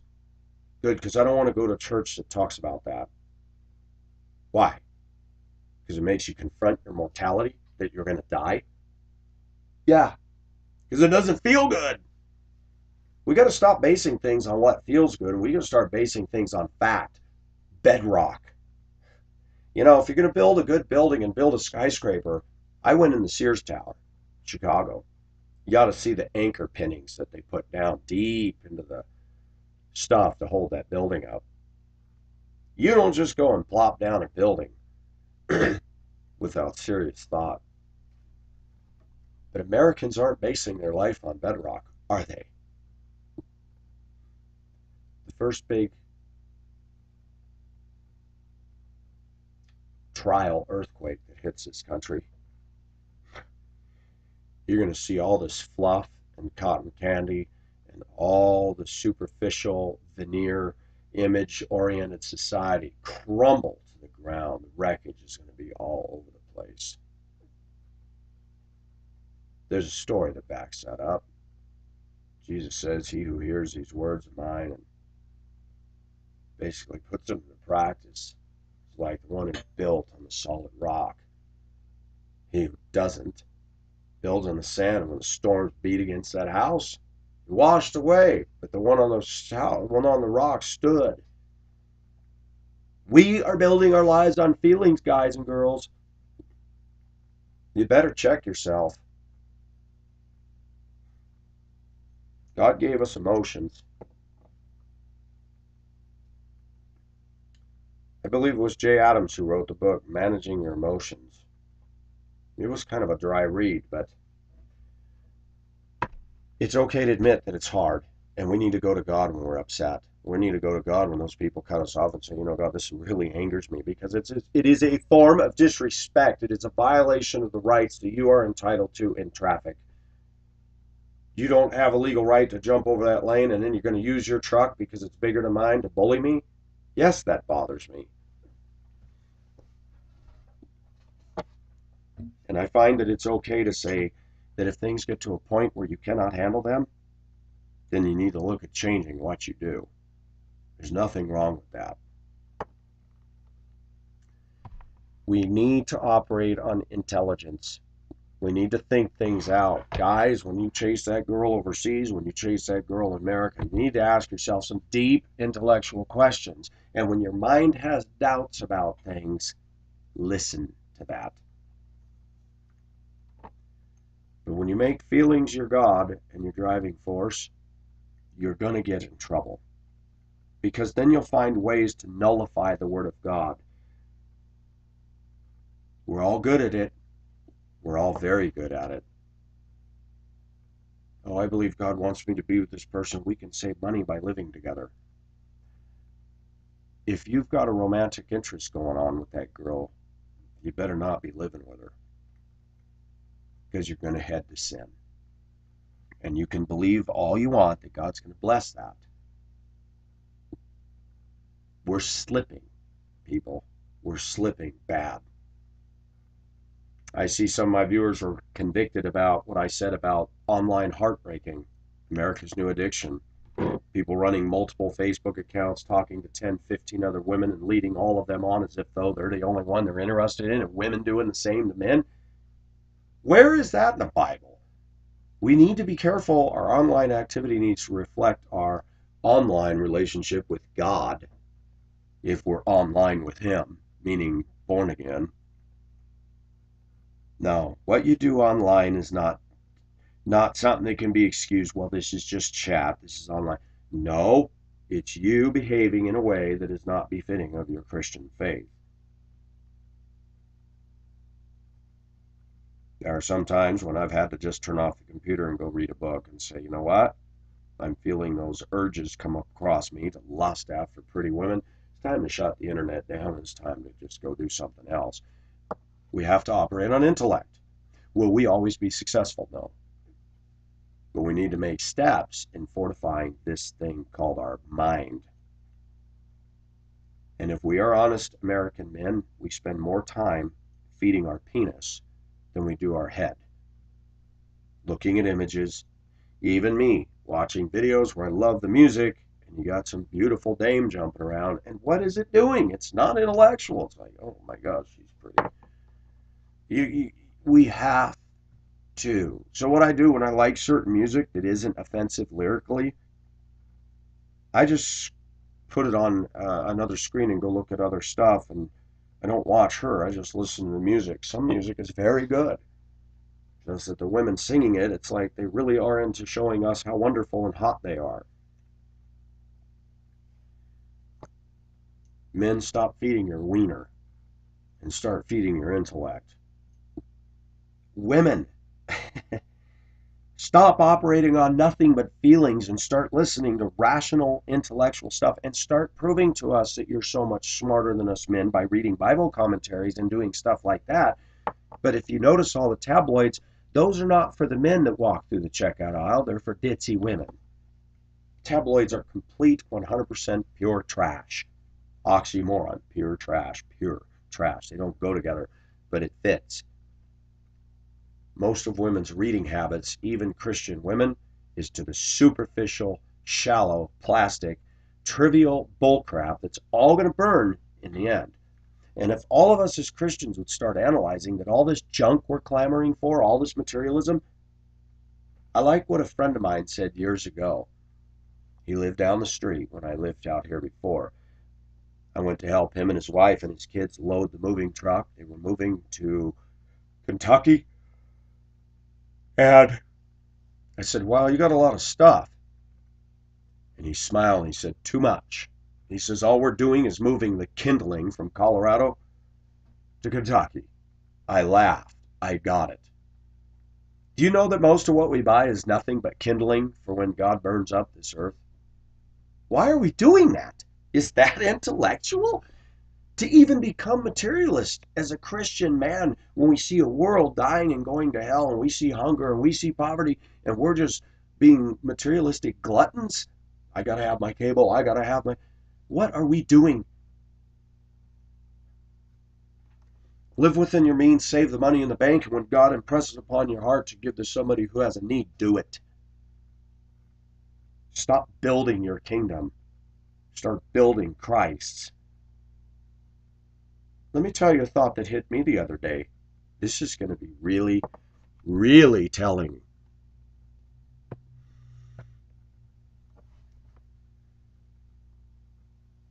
As you know, I'm trying to help somebody who's called out to me for help. I do have an interest in her because I like her. She's Filipino, but I tell you what, she's not ready for a relationship, and I respect that and have not pushed. It is very hard for us men and women to just do something for the cause of Christ and expect nothing in return. I was painfully made aware within myself just yesterday I'm guilty of tending to only do things that will benefit me. Investing in people that I know will like me, or stop and check yourself. How many of you men would help out a woman who clearly does not want a physical or romantic relationship with you? How many of you would truly help her all the way to the end, even if you get nothing? Nothing.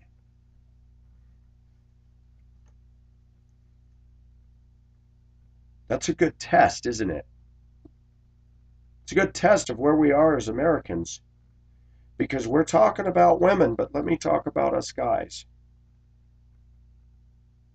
Because we know women are guilty in our American society being very self-centered, but so are we. Easy to invest in a girl that you could figure she might turn into a relationship for me. But what about me just saying, and I told her the other day, I said, I will be here as much as I can for you. And do it unto God. And say, God, I like this girl, but I need to do this. Sacrificially expecting nothing in return. No, I haven't given her money, but trying to help her find a place, stored some of her worldly possessions over here, because she's trying to get some of her stuff slowly out of the house, so that in the event that this girl goes off and kicks her out, she doesn't lose everything.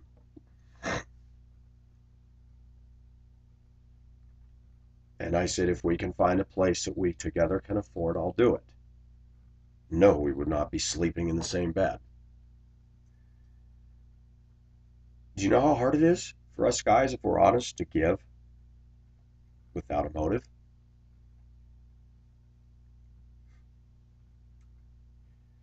Stop and think about what Jesus Christ has done for us.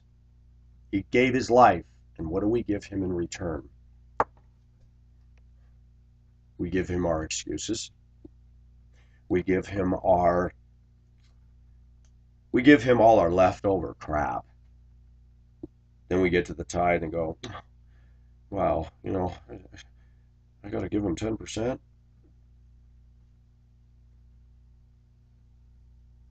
There's been enough kind people that have helped me along the way that I should give everything it takes, even if it costs me energy, time, and money, to this woman who says, will you help me? Even if I get nothing out of it. And I already am getting something out of it. She enjoys my company. We have fun. We go and eat. We go walk. At least I have a companion right now as a friend. But we're guilty of operating on our feelings. How many of us are pulled just from the heart to go help somebody we don't know, whose image we saw on the camera on the evening news, crying and lost everything? An old woman. My sons are gone, my house is gone, and she's kneeling at a pew of a church that's been torn to smithereens by a typhoon. How many of us would go over there, hand her the money, give her blankets? How many of the men and women that live in the Philippines right now that are expats would say, come on, I've got an extra room in my house, I'll take care of you?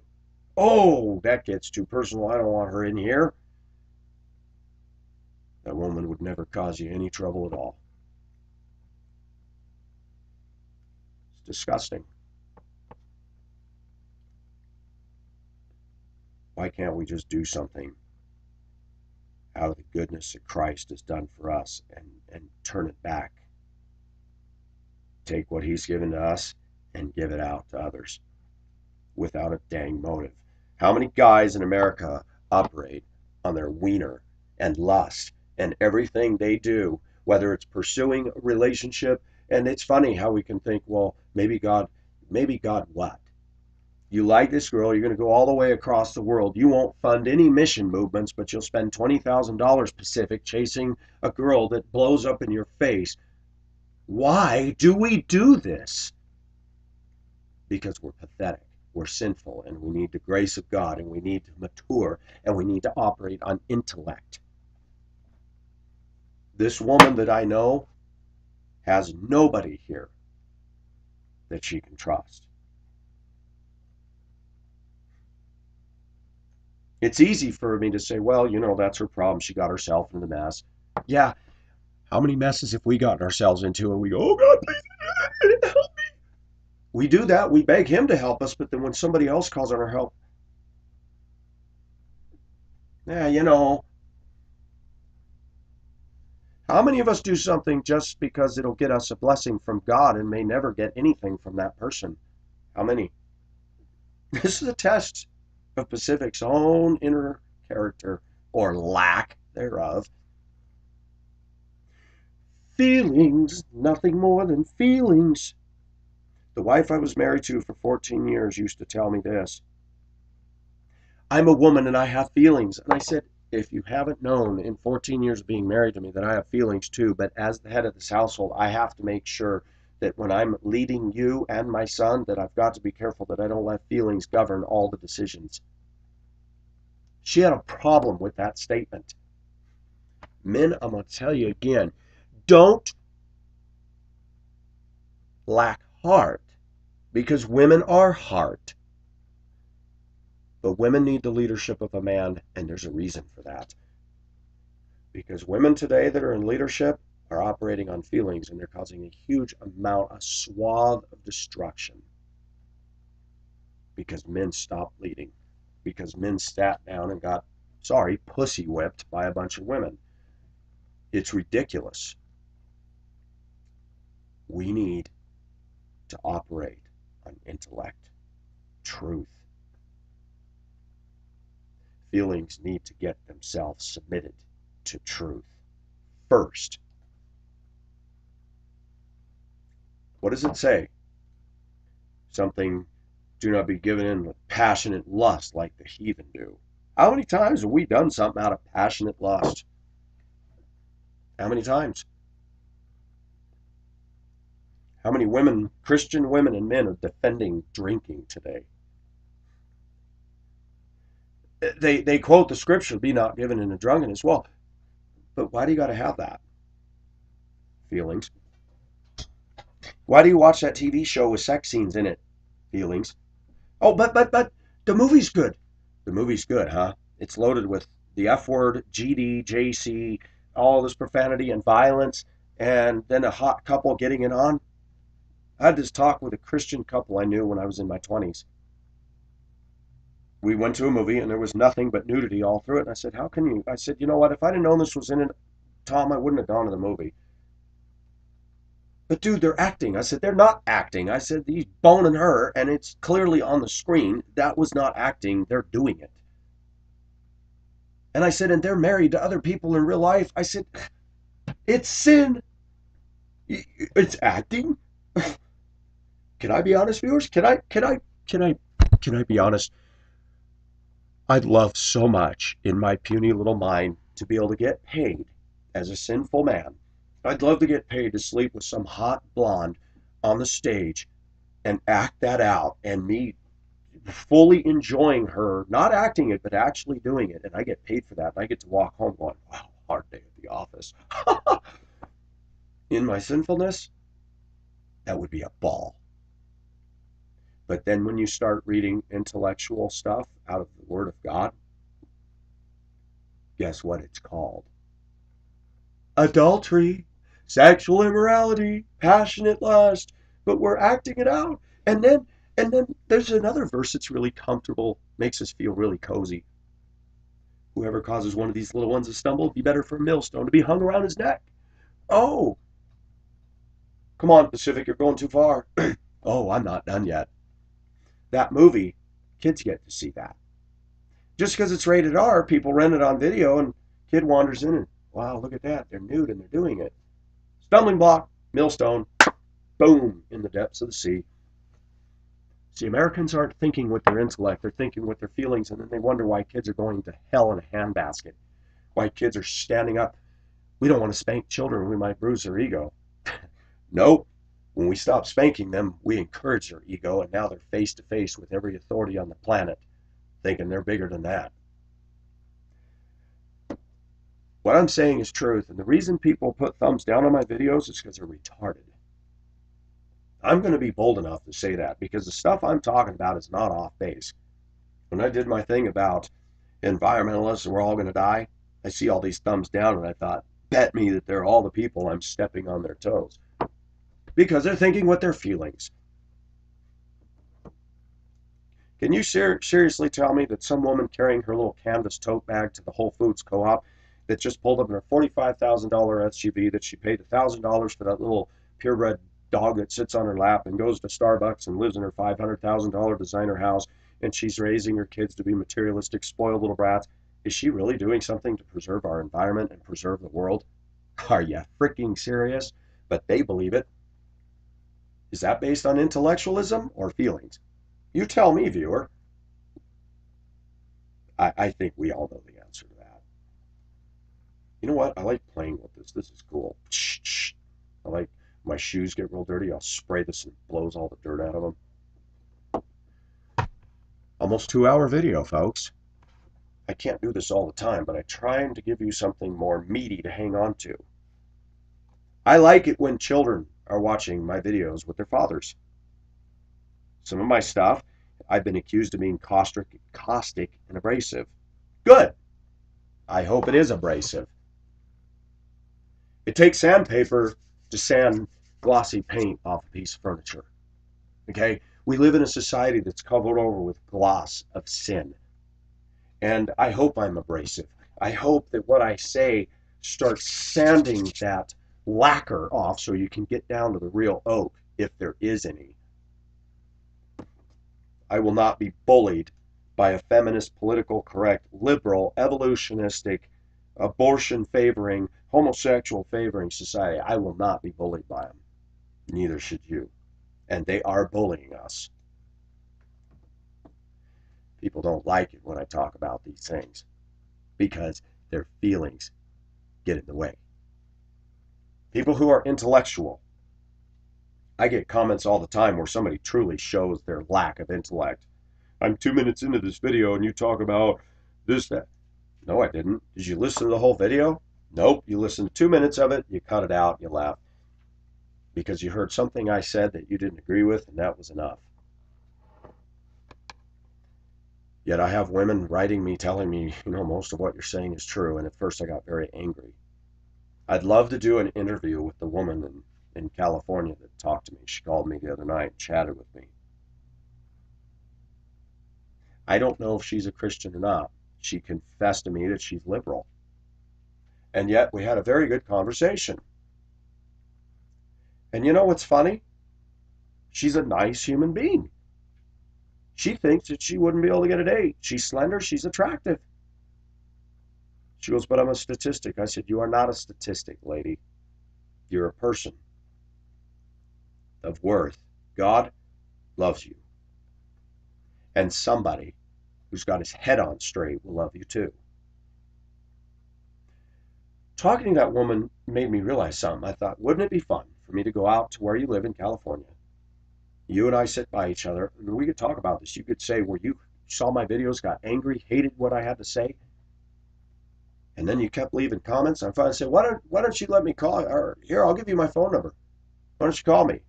She posts her number and says, bring it on. I expected a war. What I got in return shocked me. I found a nice human woman who's been through her own hurts and abuse by men and damage, and believes that she's not worth anything because she's 32 years old with a kid. And I'm thinking, my gosh, she's slender, she's cute, she works. I said, if I was there, I'd ask you out on a date, because just in talking to you, you sound like a reasonable woman. Why do I put that in there? Because she's white. Because my viewers, if they listen to all my videos and stop picking little pieces out of it, oh, he hates all white women. No, I don't. I hate the stupidity, and I hate the emotions-based philosophies that are driving our culture today and ruining us. Let me tell you what Americans are doing today. Let me tell you what feminists, gays, evolutionists are doing. They're taking a beautiful ocean liner, brand new, out on its maiden voyage, putting the helm on full speed ahead, not using the compass, not using navigational charts, not looking at how deep the water is, and ramming it into a reef. And then when they do, they go, I don't understand why this happened. When you hear Nancy Pelosi, Speaker of the House, let's get this thing passed so we can see what's in it. Wow. Was that intelligence or feelings? When our politicians refuse to read bills that they just stamp pass, pass, pass because it's got Democrat written all over it or conservative written all over it, that's not intellectualism, folks. That's just sheer stupidity based on feelings. Feelings get us into trouble all the time. Teenagers learn this the hard way. They get in their little rice rocket. They go 85 miles an hour in a residential neighborhood and don't see that curve at the end and smash right into somebody's house and get killed. Was that operating on intelligence? Heck no. What about the guys on their crotch rockets, 160 miles an hour on a motorcycle, weaving in and out of rush hour traffic? Right in the back of a semi-trailer. I don't feel sorry for people like that. They just push the emotion go button and threw sanity out the window and pushed the stupid button. And we're seeing that all over our society. Going through a congested traffic area the other day, 2 SUVs rocketing through bumper to bumper traffic, and there was one lane that partially opened up and they're flying. That's intellectual behavior. Women stuffing themselves materialistically, buying dowdy outfits, spending too much money on dogs and pets, that's intellectual behavior. I'm caustic and I'm abrasive. Who's accusing me of that? A gypsy woman that may not even be a real woman on a date site sending me scantily clad pictures of herself, calling herself a Christian and judging me left and right because I admitted my past transgressions? Is that a woman who's intelligent? I don't think so. Is that a woman who has the right to say I'm caustic and abrasive? Absolutely not. Has she been in my sphere? Has she been in my footsteps? The old Native American saying, walk a mile in a man's moccasins. We don't follow that anymore, do we? But it's true. Maybe you think it's arrogance, viewers. I call it confidence. I see what I see and I report on it because I think it's important, I think it's noteworthy, and I think it's good to challenge ourselves. And we need to be aware of the fact that we're being dumbed down, that we're buying into lies, that we're operating on emotions, that feminism is garbage philosophy. Evolution is garbage philosophy. The gay agenda, the drug culture, this is garbage. It's all garbage, and it's all headed towards a reef, all of it. This isn't homophobic. This isn't misogynistic. The only people that are accusing me of that are those that are living on their feelings, not intellect. I told you I dated a Korean gal who made much ado about her master's degree. She earns less money than I do. She doesn't drive a school bus. She teaches Pilates, and she does promotional events when they are available.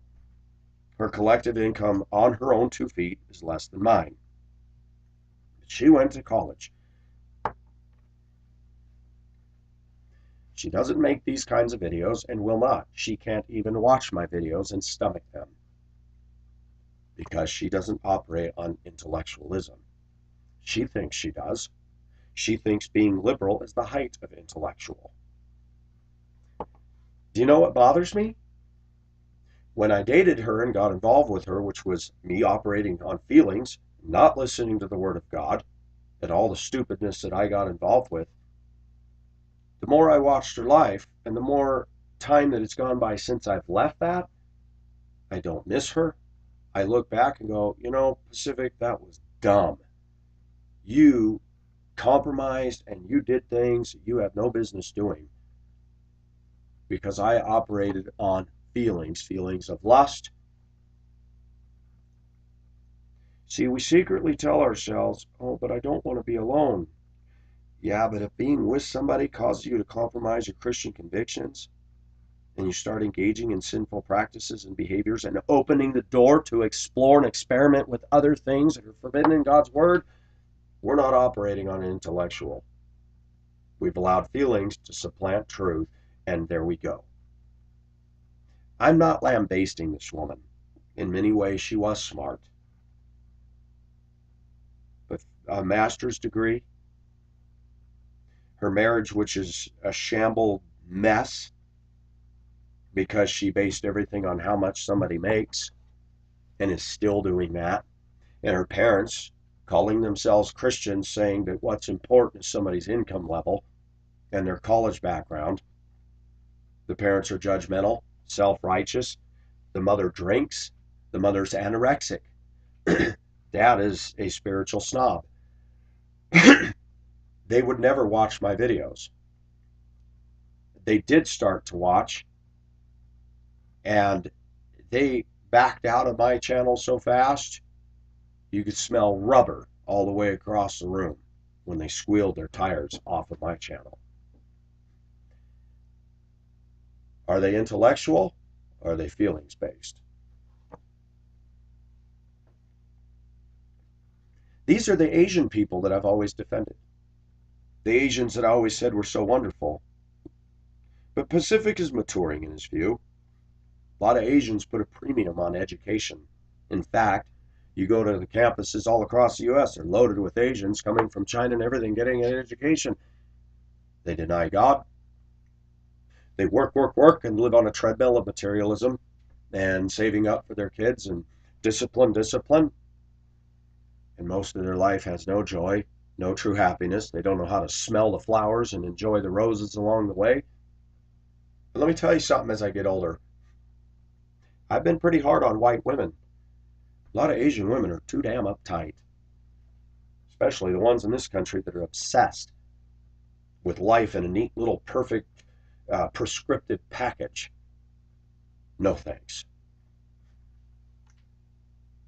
I still like a woman that likes the wind in her hair, likes to get in my pickup, roll down the windows and go yeehaw. You know why? Because life is hard, life sucks, but some days you got to put your hair down, wear your blue jeans and a t-shirt and just have fun. Now, does that contradict what I say? Sometimes we can have our feelings. Sometimes it's good to, groove to a good rock beat. There's nothing wrong with that. But that cannot dictate our theology. That cannot dictate common sense.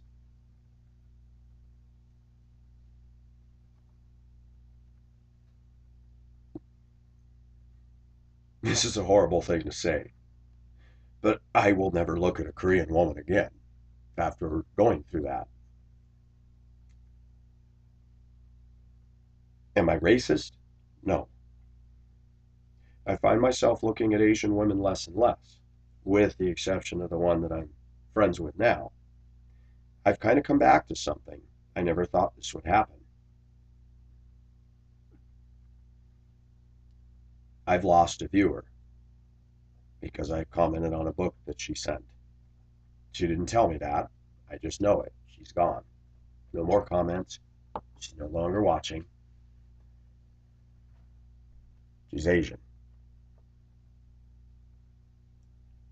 The Asians that are watching my channel are the simple ones. The ones that are tired of pretense and bullcrap and aren't caught up in college and money, but want truth. On my channel, you'll notice a picture. That's a Filipino woman. That's not somebody I know. I just pulled it offline. You guys wonder where I got my pictures. You can type in, and you got to be careful because then it pulls up nude stuff, but you can pull up Filipinas traditional dress. Those are usually modest pictures, and you can download and upload. I put that because I was reminded this week, out of all the peoples in the world that I like the most, it still comes back to the Filipino women and the Filipino males. I like them. They tend to be, some of them are built, some of them are muscular, and yet they're down to earth. They're not the badass Mexican mentality we see in the States, or the white boy in his pickup threatening and calling everybody mofo and threatening to kick their butt. A lot of Filipino men are men. They hunker down and do what they got to do. They're loyal to their wives, and a lot of men also cheat on their wives over there, just like here. But I found that my involvement in a roommate situation, in going to karaoke, the Filipino guys were pretty down to earth. They weren't looking at me like white men do. They shook my hand and welcomed me. The Filipino people, globally, in my opinion, probably some of the nicest in the world. I will still maintain that. And I put a picture of a Filipino woman because deep down inside, even though I horseplayed and fooled around, and even though I went after a woman who was not good from the Philippines, and I still to this day question what was her motive, and I can't answer affirmatively just what it was. And yet I have little hints and little things that are facts that I know. I asked her, viewers, I'm going to tell you something shocking. I asked her, I said, what made you put a date profile on Mate 1? She goes, I didn't put it. My friends put it there for me. I said, your friends did? Yeah, they said, you need to find a man so that you can, maybe marry an American. Huh. That simple little thing. If I'd used my intellect, that would have been enough to make me run the right direction. She didn't even post it. Her friends did. She was complaining about being a domestic helper and how hard it was. She hasn't been married all her life, and I should have figured out she's perfectly content without a man. Why would she want one now? She didn't.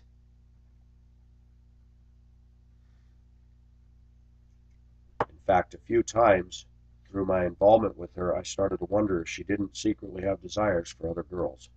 There were just too many weird things that showed up that made me wonder. I don't know. So I can't accuse. But the fault does not lie at her feet. The fault lies at Pacific's feet because I knew better. My intellect was warning me all the time. My uncle was warning me. My sister, other people I knew, even white women friends I had said, I'm concerned about you going after this based on what you've told me. Epic fail, my fault. But I put a picture of a Filipino woman on my channel because I was reminded that there's many good Filipinas out there that still to this day care about me.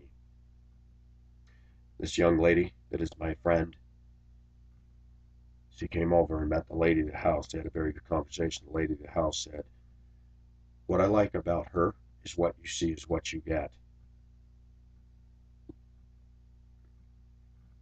I was very pleased that she felt comfortable around her. Both of them opened right up and were talking about cooking and all that. And she said to me, wow, she is incredibly smart. There are times when my Filipino friend says to me some things I'm like, whoa, I didn't know you knew that. She's simple, but she's waking up to our culture very fast. She doesn't want my money. She just wanted my help, wants my support. For her, it's nice to know she can put her head on my chest and cry, and then I'm not going to be having my hands under her shirt. That is a biggie for her, because all she's ever known is everybody in this culture is out to, I'll do something for you if you do something for me. Sad. No, we're not operating on intellectual behavior in this country today. Not at all. And the atheists love to use that sledgehammer. Christians are stupid. Christians are stupid. They won't argue with us. No, we won't argue with you because your own leader and your own big stick, Mr. Dawkins, has said, I won't debate Christians because they're so foolish. What kind of rhetoric is that? In his book, The God Delusion, he offers not one shred of proof that evolution is true. Not one verifiable fact whatsoever. Number one. Number two, he offers not one shred of proof that proves that God does not exist. What Dawkins does is prove the existence of God by his own foolish, rhetorical, written down crap in a book. The fool has said in his heart there is no God, and if the Bible says that about an atheist, somebody who says there is no God, then anything that they write, anything they produce is foolishness. You see the sequence here? Fool equals foolishness equals darkened thinking equals I believe in lies. Why do we argue with people like that? There's no need. The fossil record is against them. The living record is against them. And they still refuse to deal with that. And they still use circular BS argumentation based on their feelings that don't prove anything in their favor. I would expect to see thousands and thousands and millions of transitional life forms right now. We suddenly move from salamander to humans and we have no transitional life forms anymore. Why is that? Oh, because it didn't need to be. What didn't need to be? Who decided? Their logic is so screwy. I was talking to Pyramid the other day on the phone about this, and the fact is, he knows to argue with them is a waste of time.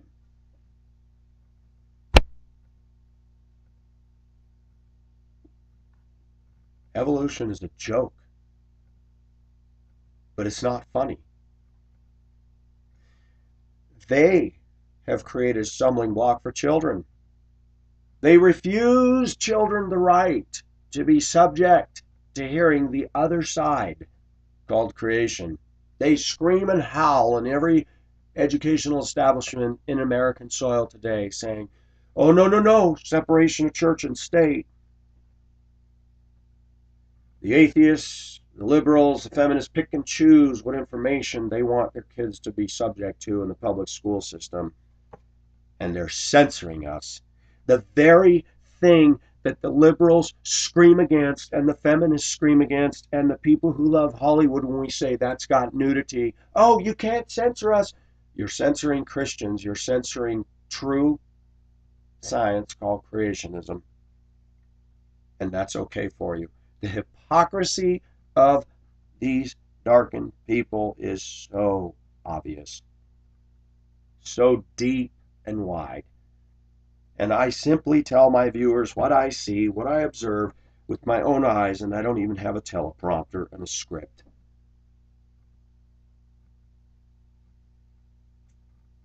Why is that?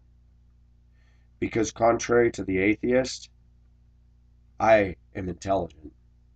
Because I was designed by a designer whose intelligence is far beyond anything that any of us thinks that we have.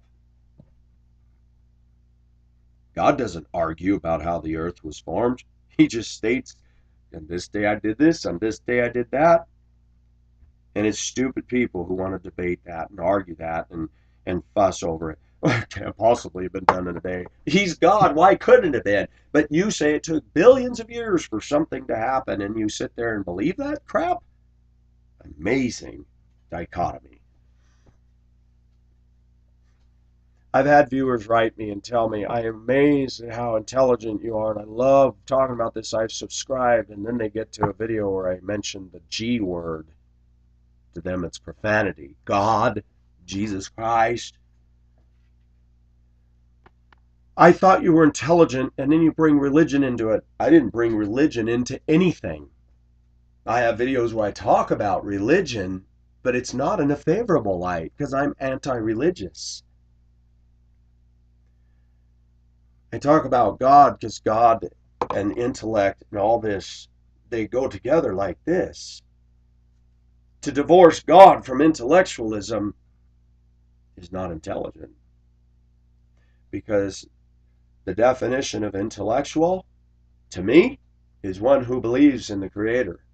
If you don't have that, you don't have much intellect left. Not saying you don't have any, but not much. Because at the very first verse of the Bible, you deny it, that's not intelligent. I have made a very bold stand that I will block and ban argumentative atheists from my channel.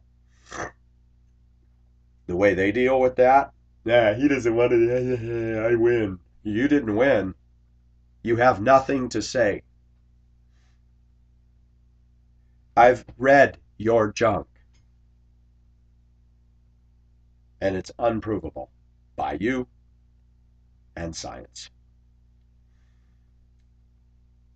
The whole rise to evolution started with a man who had a problem with the suffering and evil in the world. When all he had to do was read Genesis, when God says, "In the day that you eat of that fruit over there that I commanded you not to, dying thou shalt surely die," is what the original Hebrew says. They ignore that. They ignore the fact that God gave us choice, something feminists scream for all the time. Feminists, God gave us choice a long time ago, and all you did was jack it up. You chose to eat the fruit. Now you say, well, we want choice to kill our babies. And you hate it when we say that. You can't stand it. We call it murder. It's murder. You should be put in an electric chair for doing that. Women, every one of you, you should be put on death row for killing your child. But you're not. But then, those same feminist women, once that child is born, if a man molests that little baby or somebody injures that little baby, oh, you become very righteous and want justice. You hypocrite, feminist, abortionistic, murderous, Jezebel women. You are evil. That felt good to say that, because I'm tired of having this stuff rammed down our culture and us men being bashed, while women refuse to hold the mirror of truth and intelligence and take a good look at themselves. All these false belief systems, all these false movements of activism and anger are all based on emotion, not truth, not one shred of truth. Not one. I know I'll get thumbs down, and the people that thumbs down this are not intellectuals. Guaranteed. Guaranteed. People say, wow, you're really full of yourself. You think anybody who disagrees with you is not intellectual. I didn't say that. On these videos and what I'm saying, I believe I'm spot on. Does everything I believe, is it exactly right? Do I know the answer to all things? No, I don't. I know the person who can give the answer to all things, and that be God. You know, I talked about Minnesota and some of the negative things I went through up there. I talked about Hong Kong and some of the negative behaviors of Chinese. And yet, I've talked about negative stuff that feminism and white women are doing. And yet, I have white women watching my channel, people from Minnesota watching my channel, because you know why? They're intelligent. They may not agree with me on everything, but they watch because they know that the heart of me is not a hater. That the heart of me is wanting to expose and talk about this stuff and get discussion going. I cannot always enter the discussion. The comments are becoming, every night I come home, and the first thing I do is check all the comments. It's like, man, there's a lot. By the way, you viewers need to know something. Some of you all left me phone numbers, email addresses in my inbox on my YouTube channel. I opened up my YouTube the other day, and I had the intention to get back to some of those letters and emails you wrote.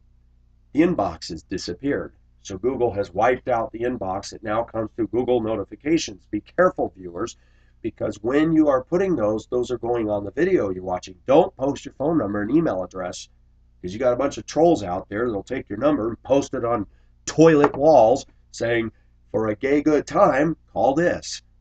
Don't post your numbers on the internet.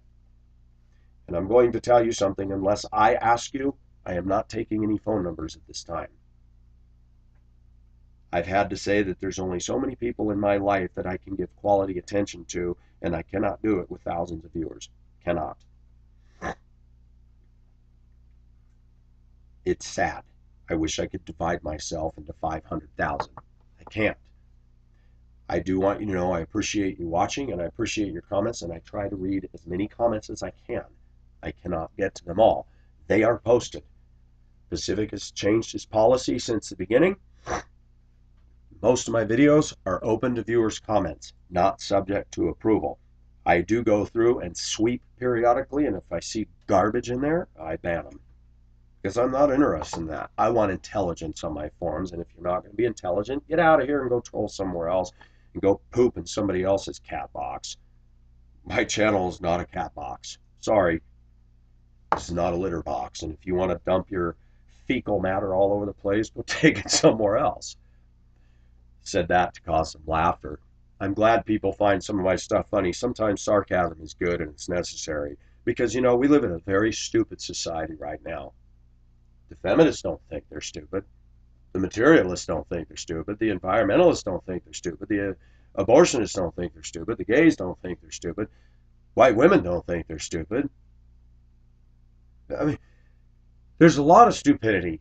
I'm admitting that I've been stupid, so don't take offense. But look at the viewpoint you're promoting and ask yourself, is this really intellectual? Two guys playing with each other's wieners?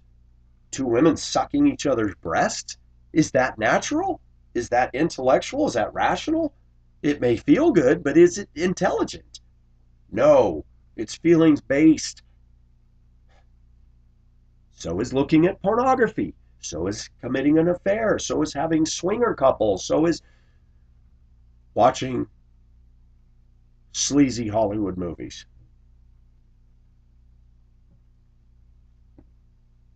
I deal with it all.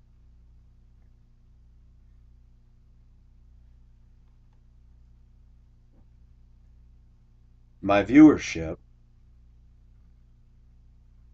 is not a select group of people.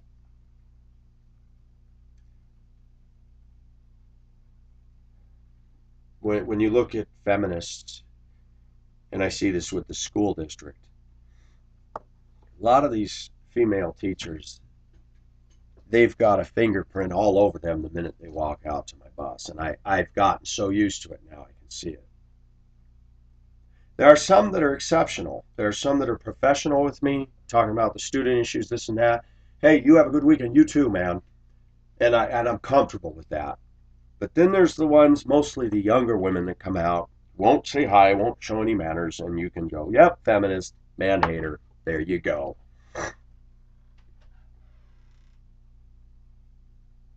My point is, I see this stuff. I just simply comment on what I observe. I don't make any of this walk on all fours. Some guy was going round and round with me about my Chinese in Hong Kong are rude video and was telling me, I saw the same things you did, but I didn't make an entire YouTube video on this. Well, good for you. You had a choice.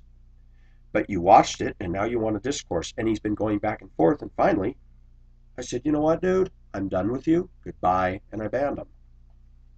Then he wrote, and it still comes through my Google notifications, yeah, Pacific obviously doesn't want to deal with the fact I was talking to him about proper decorum in another country.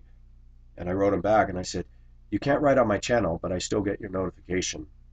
I'm done with you because I said you want to find fault with me making a video, making simple observations on what I observed. I didn't expect the human race to change. I did not do this as an activistic sort of way. I did it just saying, here's what I observed when I was in Hong Kong. I said, but you have failed to read the thousands of comments left on that video, mostly agreeing with me.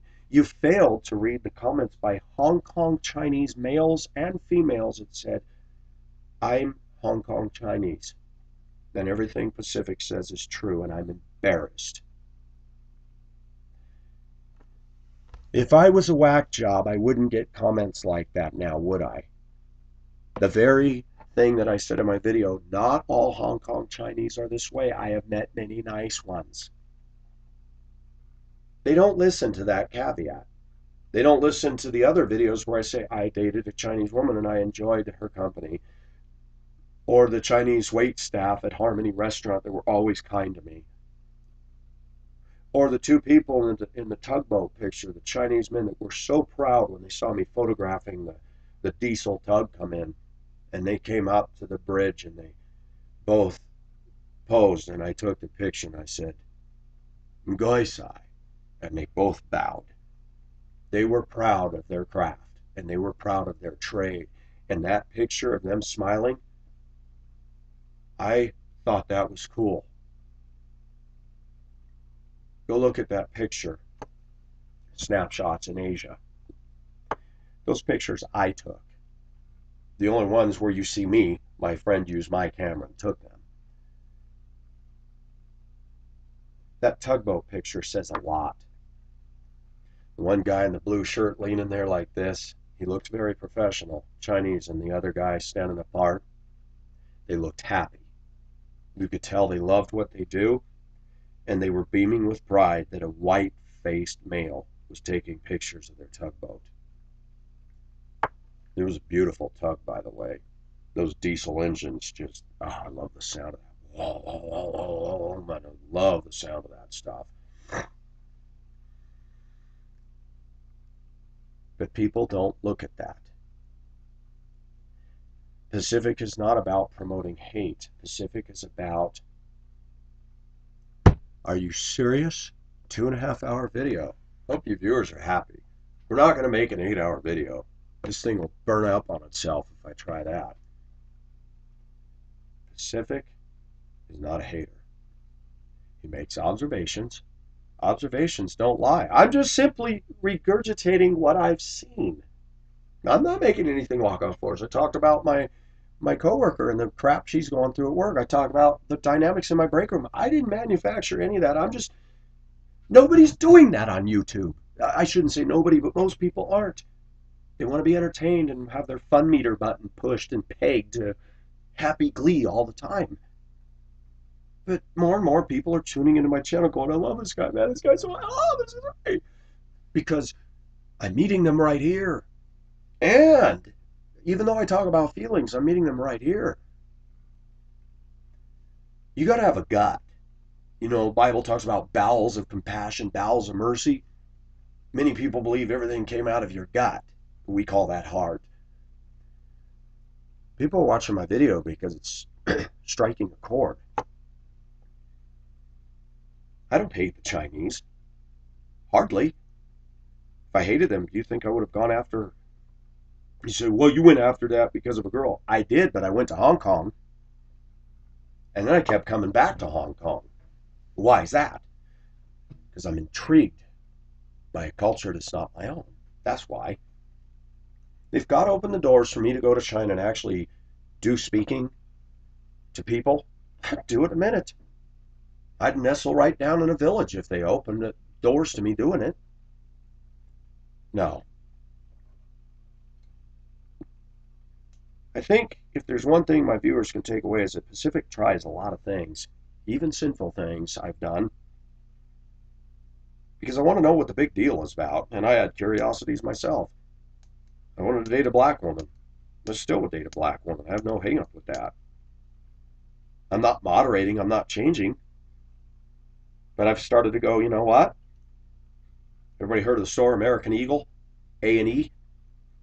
Or the TV channel, the cable channel called A&E? What is that? Arts and Entertainment? Well, Pacific's becoming A&E. Asian and Ebony. But the truth is,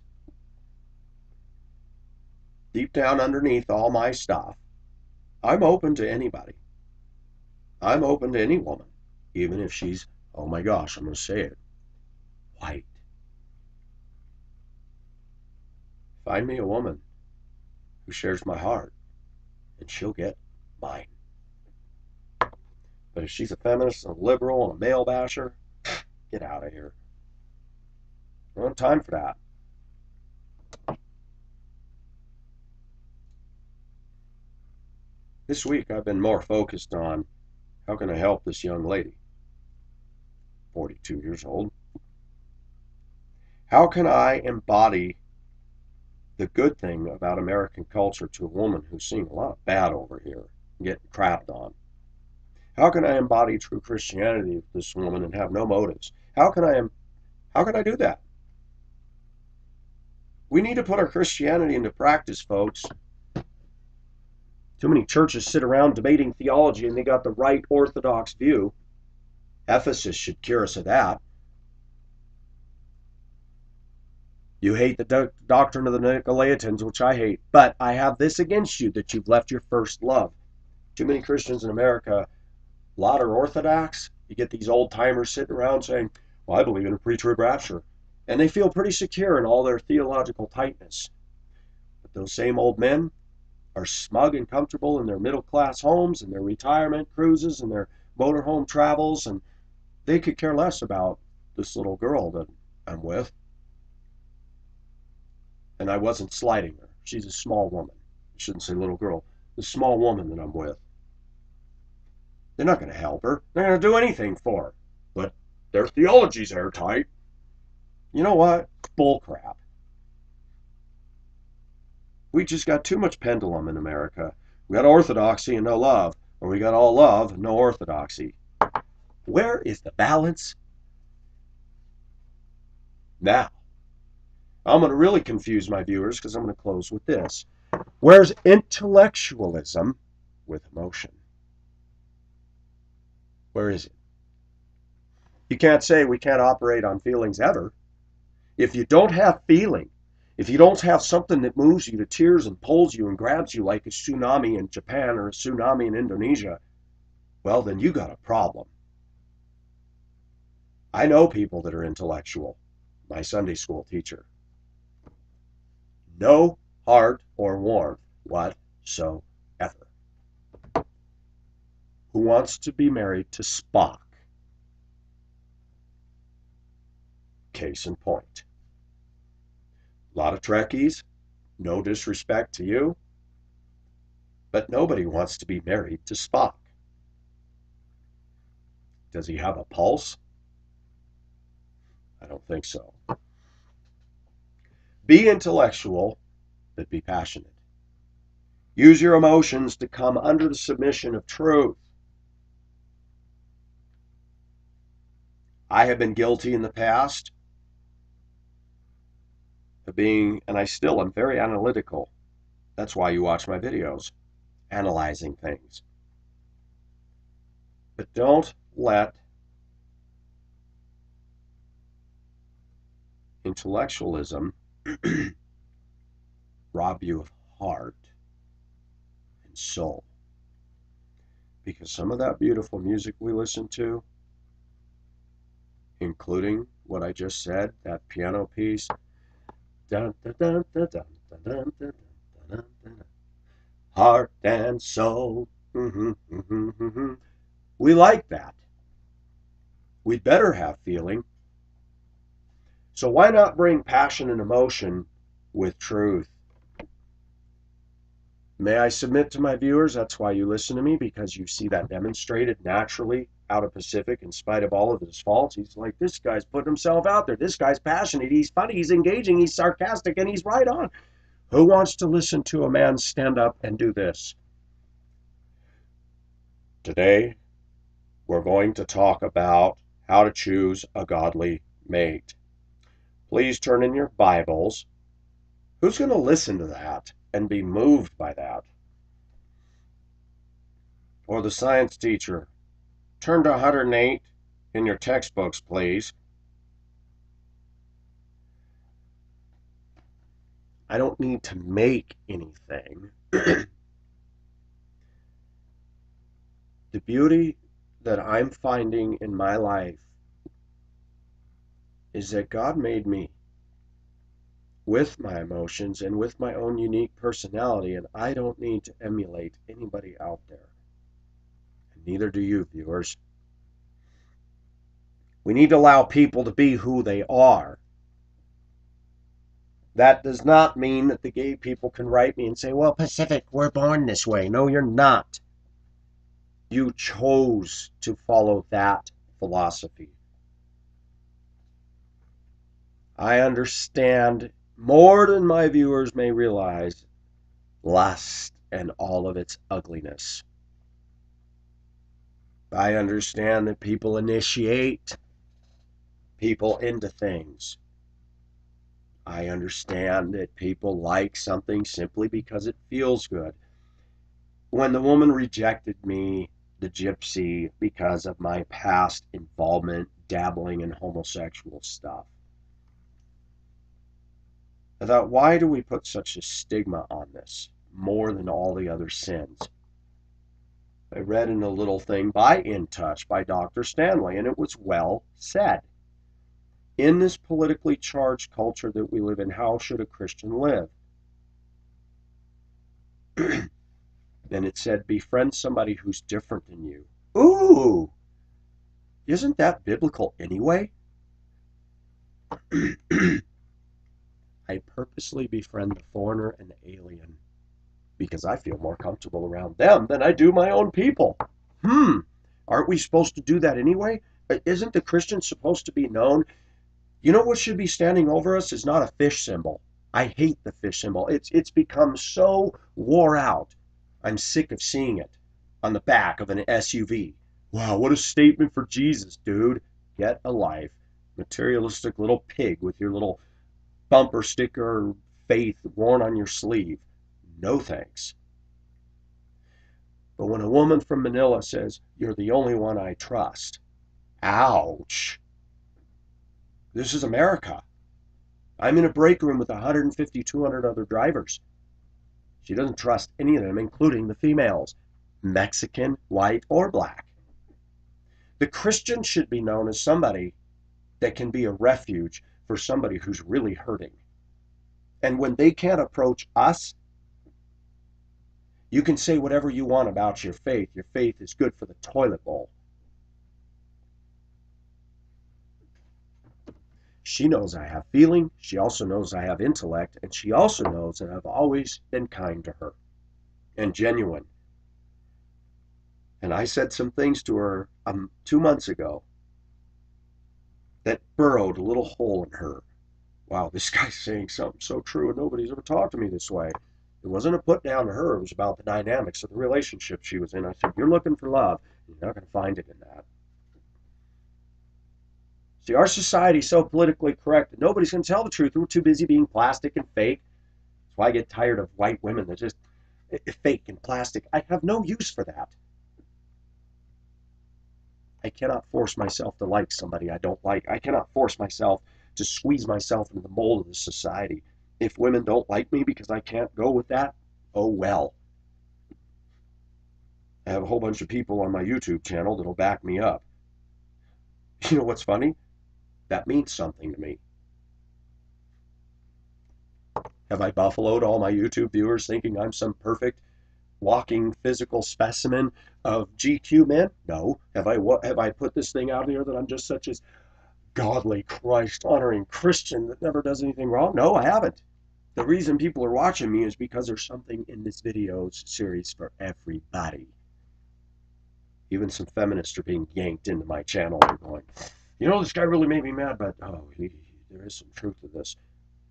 Atheists are being brought in, and then they get to the God part, and then they have a complete aneurysm. Oh, he said God. Atheists, why don't you listen to what I'm saying? Don't tell me you're open-minded. Liberals, feminists, gays, atheists, when you hate on me for standing up and saying I don't agree with you in everything you say, don't ever say you're the open-minded ones. Sheesh. The American educational establishment thinks they're open-minded. No, you have an agenda. You have an indoctrination machine teaching people there is no God, and it's okay to be gay, and it's okay to, have Ramadan and Islamic junk rammed in the public schools and open illicit sex as long as you wear a condom. Jeez, public schools are even saying it's okay to be bi-curious and all that. Shoot, we got a boy that wants to dress up like a little girl, and the teacher said, no, you can't do that. And the parents and everybody's suing. Boy, in America, great. Everything's based on feelings now, not bedrock truth. But Americans don't stop and think about that. If you want to build a skyscraper and you build it on a sandy beach in Laguna, it's going to topple over. But okay, let's build it. Don't want to offend them. And then when the building falls over, they go, oh, what happened? Hey, boo-boo, let's go steal ourselves a picnic basket, boo-boo. Gee, Yogi, I don't think Mr. Ranger's gonna like that very much. Don't worry about a thing, boo-boo. You just gotta be smarter than the average bear. See? Yogi Bear operating on feelings. Boo-boo stopping in intellect. I don't think we ought to do that. I love Boo Boo Bear. Boo Boo Bear rocks. Yogi was one of my favorite cartoons. Smiling all the way through life, robbing picnic baskets out of innocent campers on a vacation. Loved it. I kind of like it too because Yogi symbolizes that one little thing. We got such a comfortable society that I have to laugh when some high maintenance woman, oh, it was terrible. We got a flat tire at a motorhome and we were stranded on the side of the road for 4 hours because we didn't have a spare. Wow, what a hard life, lady. Cry me a fricking river in your motorhome.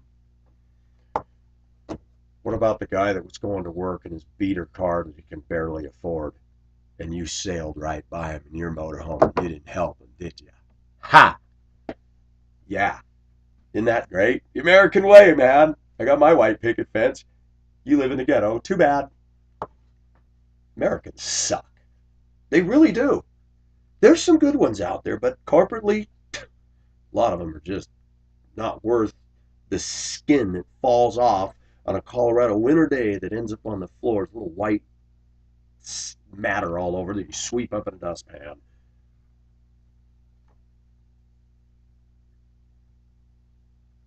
Have some passion, people. Nobody likes cardboard people. Nobody wants to be married to Spock. But stop letting feelings drive our theology. Stop letting feelings turn God's word around and say, well, you know. No. You know. Truth is not to be compromised on the throne of feelings. It's the other way around. Feelings need to be placed on the throne of truth. Don't lose either one. But stop putting feelings up here and truth down here. Turn it around. Intellect or feelings? We've managed to cover feminists. We've managed to cover everything in this video because it's all related. What does this have to do with atheism? Everything. I'm mad at God. I don't believe in the existence of God, so therefore I'm going to create a viewpoint that is not intellectual at all, and I'm going to tell everybody that the Christians are the dumb ones. It's worked. It's been effective. Why? Because it operates on feelings. How is it that our society has got turned around and they're redefining the word intellectual? How did that happen? Because of feelings? Yep. Universities and the colleges were hijacked in the 50s by socialists. A lot of Russians came over, became professors, and a lot of people promoting communism and Darwinism and, even Hitler concepts got into our universities. Do the research. It's ridiculous. And secular establishments actually think they're teaching kids truth? What is truth if evolution is true? There's no such thing. Truth becomes subjective because who's the truth giver? Who's the truth determiner? These are things evolutionists can't even argue against. Where the concept of morals come from. If you say there's no absolutes, well, then that's right. But evolutionists catch themselves in their own hypocritical net.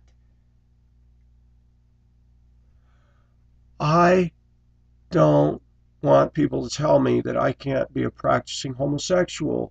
There's no absolutes. Fair enough. But don't tell me I can't rob your house. You got more material goods than I do, and I don't have enough, and I think you should distribute the wealth evenly. No! But there's no absolutes, dummy. Evolutionists laugh when I say these things. They go, this guy's an idiot, this guy. Deal with that, evolutionist. Tell me why it is that this is okay, but this isn't okay, and you're the arbiter. You're the one that decides which is going to be weighed out as legit. You guys would love me if you saw the way I interacted with my Filipino friend.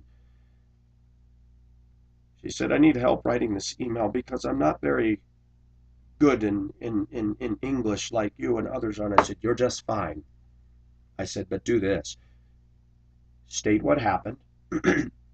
State what she said. And I gave her a formula to follow. I said, you put it in your words. But when I am with the Filipinos, I do talk different. And I feel comfortable with it. Other people that are nearby public vicinity, they kind of look at me funny because they probably think I'm foreign. That's fine. I'm perfectly content with that. Sometimes I leave words out.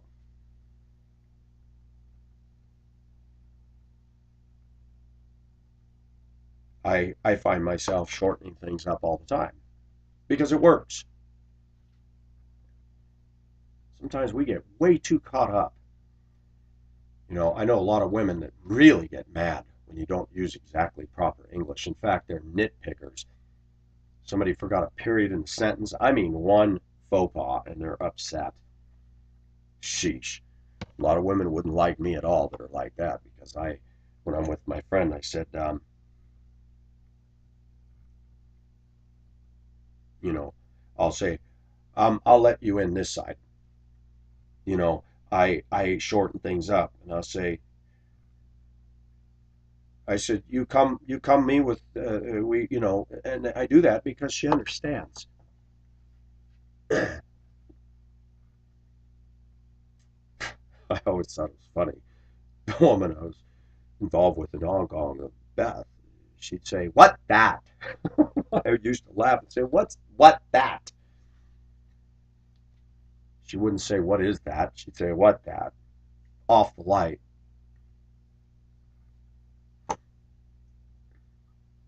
I say, "Sige la."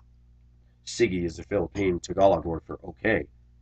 She says, I'll call you. I'll call you when I'm done doing this, and I'll just text back, "Sige la." I say that in public. People turn around. Sometimes Americans don't like differences at all. And when a Christian magazine, even though I'm not a big fan of Mr. Stanley and his lavish income and his lavish lifestyle and pumping out book after book after book when he's supposed to be a shepherd of this massive multi-thousand congregation, it's like, how does he have time for all this? He's empire building, that's why. And he's making big fat money doing it. Does he speak truth? Yes, he does. Pacific will speak the truth, even if I get no income from it. These guys, I don't think they'd be doing what they do if they suddenly had no salary coming in. Just personal observation. But when he tells us as white Christian believers, befriend somebody who's different than you. It's funny, he didn't say a different ethnicity, though. I noticed that was missing.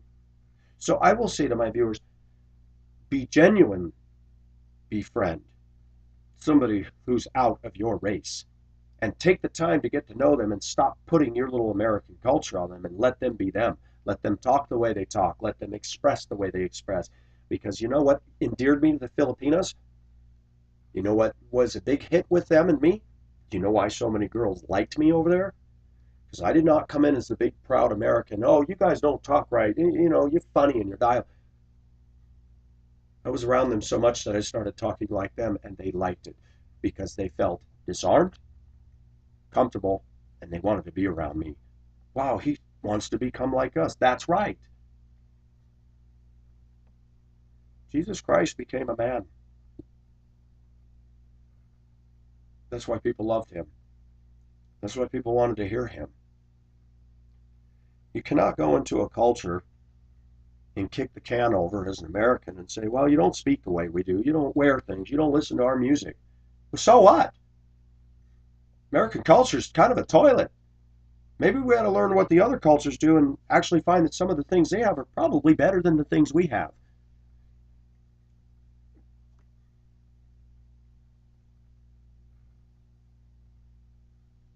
It also said,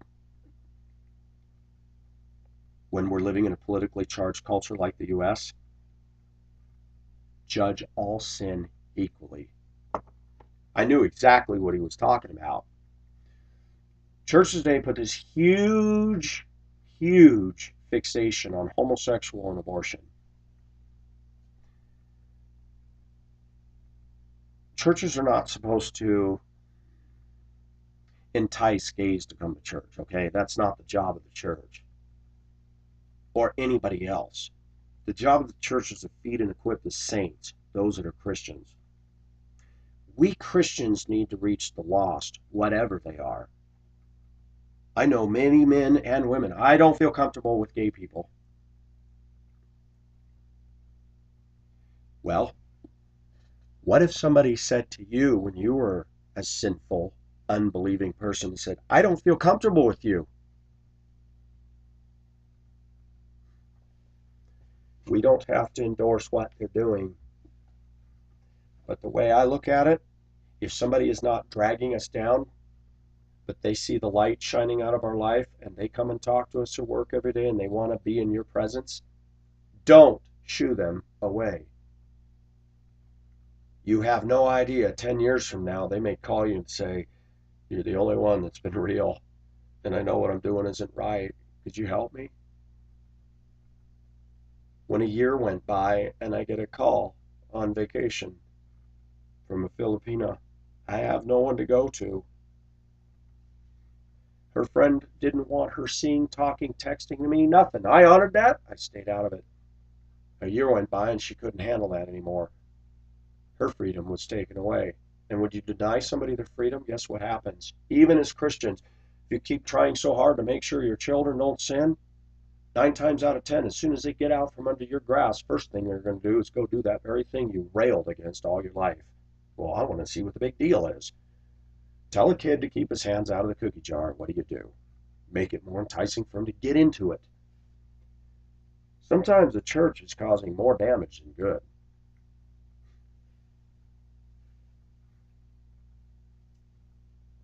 The Amish, I forgot the name of it now. They have a thing that they do with their children when they reach teenage years. They let them go wild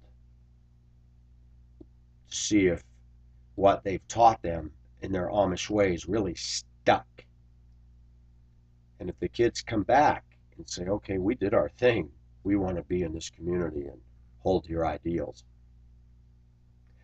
This is going to shock you, viewers, but I think, you know what? Sometimes I said, I'm glad I did what I've done. Some of the things I'm ashamed of, because I thought, my gosh, you really lowered yourself.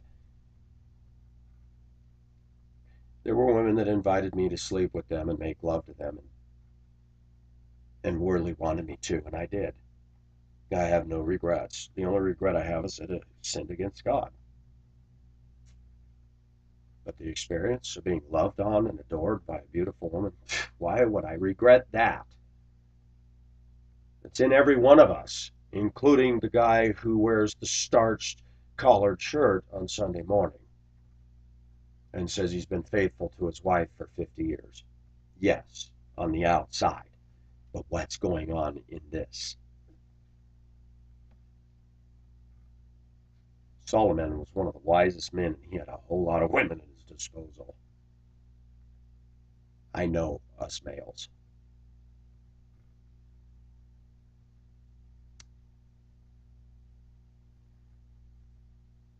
A lot of Christians who were raised in Christian homes are some of the worst people I know.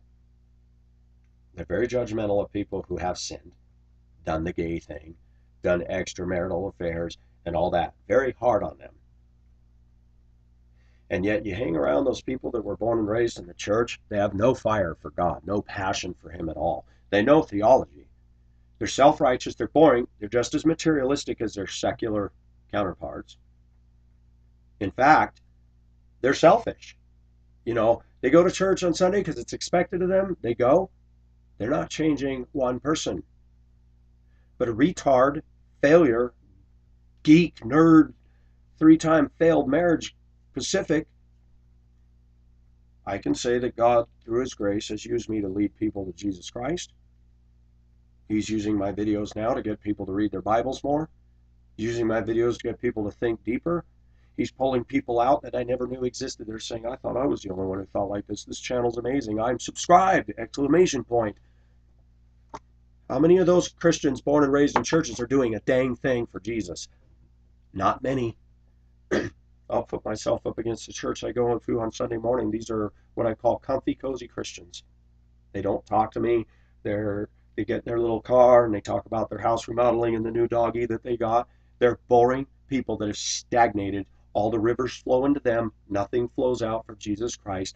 And they think that they're dotting their little spiritual I's and crossing their little spiritual T's. And guess what? At the end of the day, they haven't affected or impacted anybody for the cause of Christ in a God-glorifying, eternal, rewards-based way.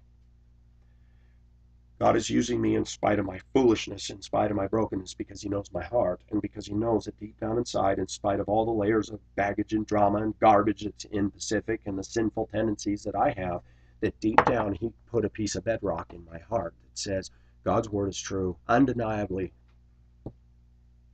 That's why the evolutionists hate my stuff. They make comments, oh, this guy's dumb, he's this. Well, tell me where I'm wrong. None of them have done so to date. They bring out the same old recycled sermons promoting evolution. And that's what they are. They're sermons, but not of truth. If this loser can be confident, what is the problem with my viewers? Stand up. Don't idolize me. Get on YouTube and make your own videos.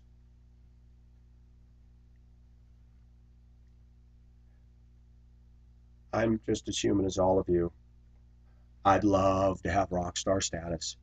I'd love to hear the halls echo as I'm walking from the back curtains of the stage. And here's Pacific. Oh, who wouldn't? But deep down inside, at the end of that big gathering of people coming to hear the great Pacific speak, when I go home and I turn off the lights, I know what I am. And I stop and say, God, do not let me magnify me. May these people follow you. Absolute power corrupts absolutely. The same is true. People were throwing millions of dollars at me. Ooh, dangerous stuff. Dangerous stuff. I wouldn't always make the right decision. With millions of dollars, I'd go live wherever I want. But would I be following God's will? Probably not. We're able to make choices. And I admit, if I had finances, I would make a choice to leave the bus behind and get out of this stupid place, meaning Denver. I'd be out of here. Out of here. I'd walk up to somebody in the parking lot and say, you know that raggedy old car you're driving? Here's my pickup truck. I don't need it anymore.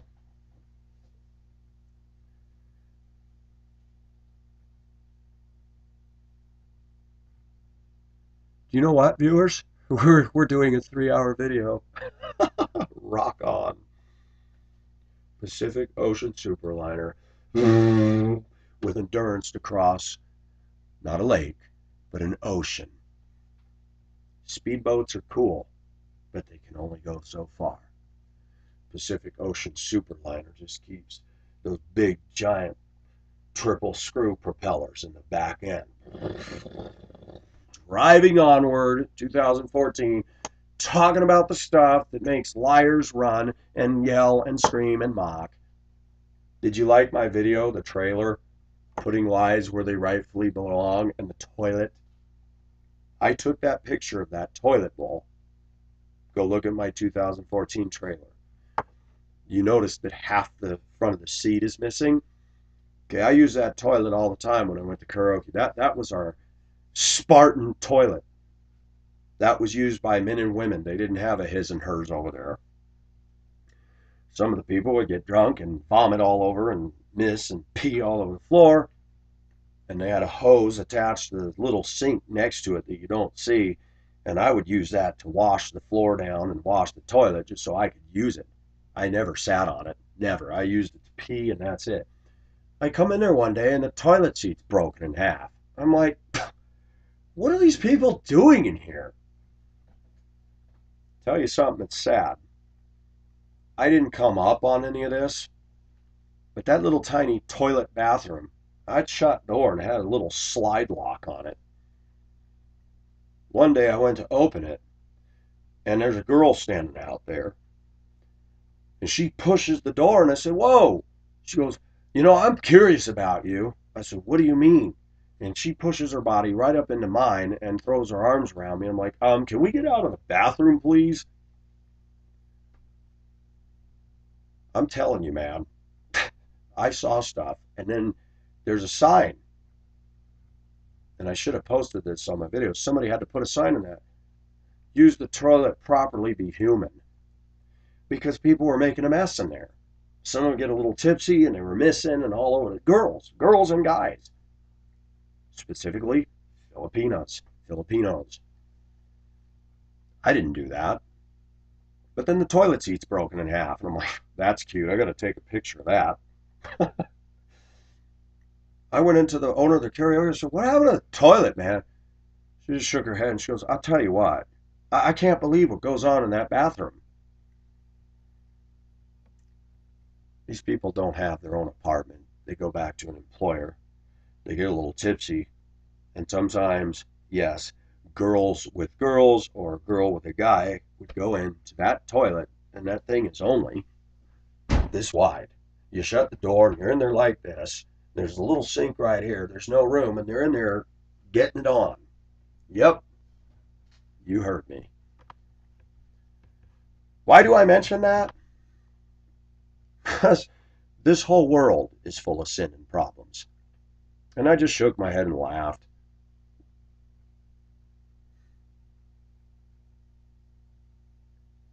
Sheesh.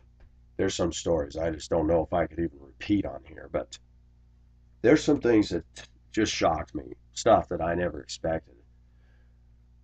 Girl, when she pushed me in the bathroom, I said, hey, you know what? Let's get out. I start to head back into the dance room, the karaoke.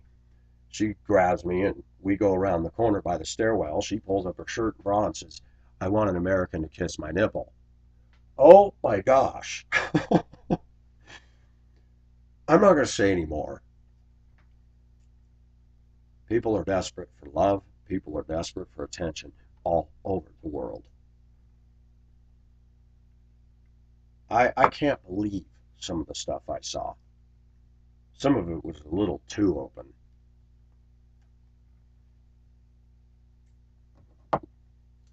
I had a friend of mine the other day ask me this, because I explained to her the gay thing is not right. That's not God's intention for us.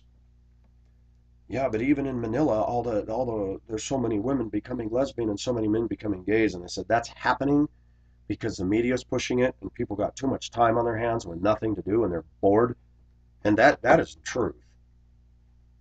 In Manila, you got Filipino males that look like girls. I'm going to say something startling. They're downright good-looking cute. They've grown breasts, they've got their hair done up, and you would not know they're a guy. You look at that and go, what a hot babe. Except there's one problem. Downstairs, they don't have the anatomy of a female. They sit in internet cafes, and what little pesos that they do earn, they're in there screwing around on the internet and being lustful little pigs. I saw a lot of lesbianism in Hong Kong. I was amazed, especially with the Indonesian domestic helpers. That really seemed to be taking off with them. Muslims. They're afraid to get involved with a guy because their religion teaches them it's not okay to do that, but then they'll cross the line into the lesbian behavior because they won't get pregnant and their husbands back home won't know that this stuff is going on. People are not born gay. There are factors that enter into why people get into that. The problem with the whole gay agenda today is it's emotionally based and not factually based. People say, well, I struggled ever since I was little. I'm not disputing that, but there's reasons for that. I'm also starting to believe as I get older, this is going to shock a lot of you, that there are hormones that they are putting in our food. That's a fact. In the meats, the eggs, and all the things we eat. And I can't help but wonder if some of those hormones that we're ingesting are affecting the testosterone, estrogen balance in men and women, and estrogen being in women, and tipping the scales and having an effect on that. Also, our culture has promoted so much sensuality and sexuality in the wrong way, and you get guys that are red-blooded male, horny just as anybody else would be, and they're being told they can't have any of these women because they don't meet the requirements. And you're going to sit there and tell me that it's not natural or normal for a man to find that still he wants to be stimulated? The gay issue is not as cut and dried as many Christians like us to believe. They're quick to condemn it, say we're like Sodom and Gomorrah and all this, but why are people doing this? We need to find out. It's easy to say, well, it's demonic. That's not a good answer. Yes, Satan loves all this stuff, but bad parenting, somebody initiating, women scorning and shunning good men out there, and men having a sex drive and they're supposed to keep it in control, and then they find out that they can go slink off and go masturbate with another guy, and most people go, that's disgusting. Well, yeah, because you haven't been exposed to that because you have opposite sex. Most women don't have any problem that are good looking lacking a date. I was thinking yesterday as I was sweeping my bus, good looking women got all the breaks in this society. Fact. They got men falling all over themselves that will provide them basically a free ride and then some just to be with them. And women know that. But what about us men? I got to work my butt off. I don't have somebody paying me for my good looks in any way. I don't have any favoritism shown me at all. But good looking women, because of feelings, men will give them the world on a silver platter and red carpet treatment. I'm not homophobic at all. I understand why people do it. I don't like this militant gay stuff. I don't like it. I don't like this promoting marriage and, saying that it's love. It is not. Hate to say this, male viewers, but sometimes it can be stimulating, somebody just touching you. Everybody says, that's gross. Yeah, but it's still a feeling. The reason most people do sins is because it feels good. Some people have worked past, in their own mind, the stigma of ick to it because they've been so alienated and alone that some touch is better than no touch, even if it's sinful, unnatural, same-sex touch. I'm not promoting this. I'm not promoting it at all. Feminism is, liberalism is, evolution is. Those are the culprits for why people are becoming this way. Not because they're born that way. Not because Christians are haters. Yes, there's a lot of Christian haters out there. There's a lot of ignorant, self-righteous Christians that have been born and raised in Christian homes that have no clue about, one, the holiness of God, the grace of God, and sin, and the mystery of iniquity. They don't understand why some of us have done what we've done because they don't understand we weren't raised in those environments. And you go to many churches in America today, and those that have been raised in Christian homes ignore those that weren't. Where's the love of Jesus in that? We're basing everything on feelings, not fact. Jesus Christ did not run around to those born and raised in Christian homes and give them a special blessing. That I can tell you. Some of the most on-fire, dynamic preachers out there have been the ones that have really gotten deeply involved in the world of darkness. The ones that did everything predictable and safe and trusted God and had everything given to them on a silver platter and had their life easy and went into the ministry, they sometimes are the toughest preachers to sit under because they just don't get it. They can give us good knowledge, they dispense, but then they're not going to be my friend. They really don't care about me. They look at a guy like me and go, well, he's effed up. They won't say the F word, but, he's been divorced 3 times. Well, he's not allowed to serve in the ministry. We're not going to let him serve in the ministry. That's okay, preacher. I'm reaching more people through my channel than the preacher is Sunday morning in his congregation. You know who told me that? The man of this house. He asked me how many viewers I'm getting on most of my videos. Somewhere around 200, 300. He says, boy, that's bigger than some of the small congregations in the city here. He said, that's amazing. I thought, I never thought of it that way. And the preachers are only reaching the same body of people, if they're reaching them. The same people sit in there.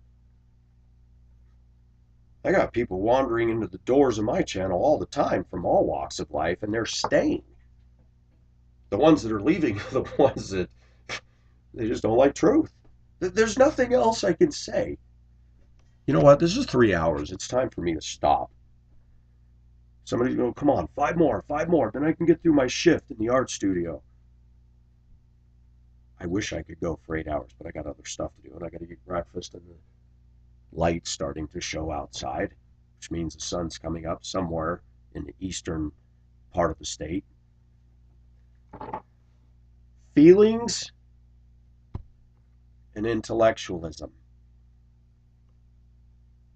Analyze things, people.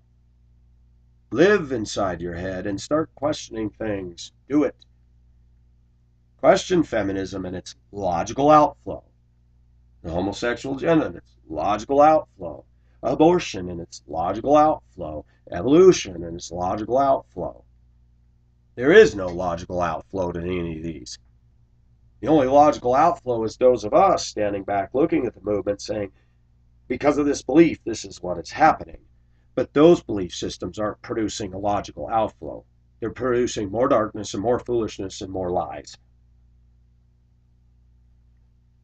Pacific puts lies where they rightfully belong, in a karaoke toilet in Hong Kong.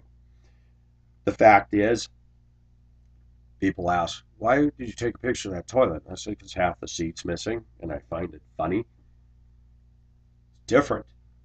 It's my picture. I own it. I was there. It has its own story to tell. Desperation in the toilet room. People getting on in the toilet room. Girl forcing her way into the door as soon as I released the catch, wanting some attention from me in the toilet room. People puking their guts out in the toilet room. Filipino domestic helpers working 6 days a week, trying to drown their one day off and forget their hardships. It's sad. Chinese people paying them pittance of wages, treating them like modern day slaves, and a bunch of white Christians will look at what I just talked about, what went on in that toilet, and go, oh, that's disgusting. What are you doing to reach those people? You're living the comfortable life. Do you care about the Filipinos in Hong Kong that go over there to earn enough money to take care of the child they have back in the Philippines or their mother? No, you don't care. Because you're driving your motorhome with the sticker on the back, I'm spending my grandchildren's inheritance. Isn't that nice? I like taking shot at modern day Christians because they're not getting it from their pulpits. In the United States of America, if Pacific were to start a church and I were to become a pastor, it would close within a few weeks because I wouldn't have enough people there bringing offerings to support me making a living doing that.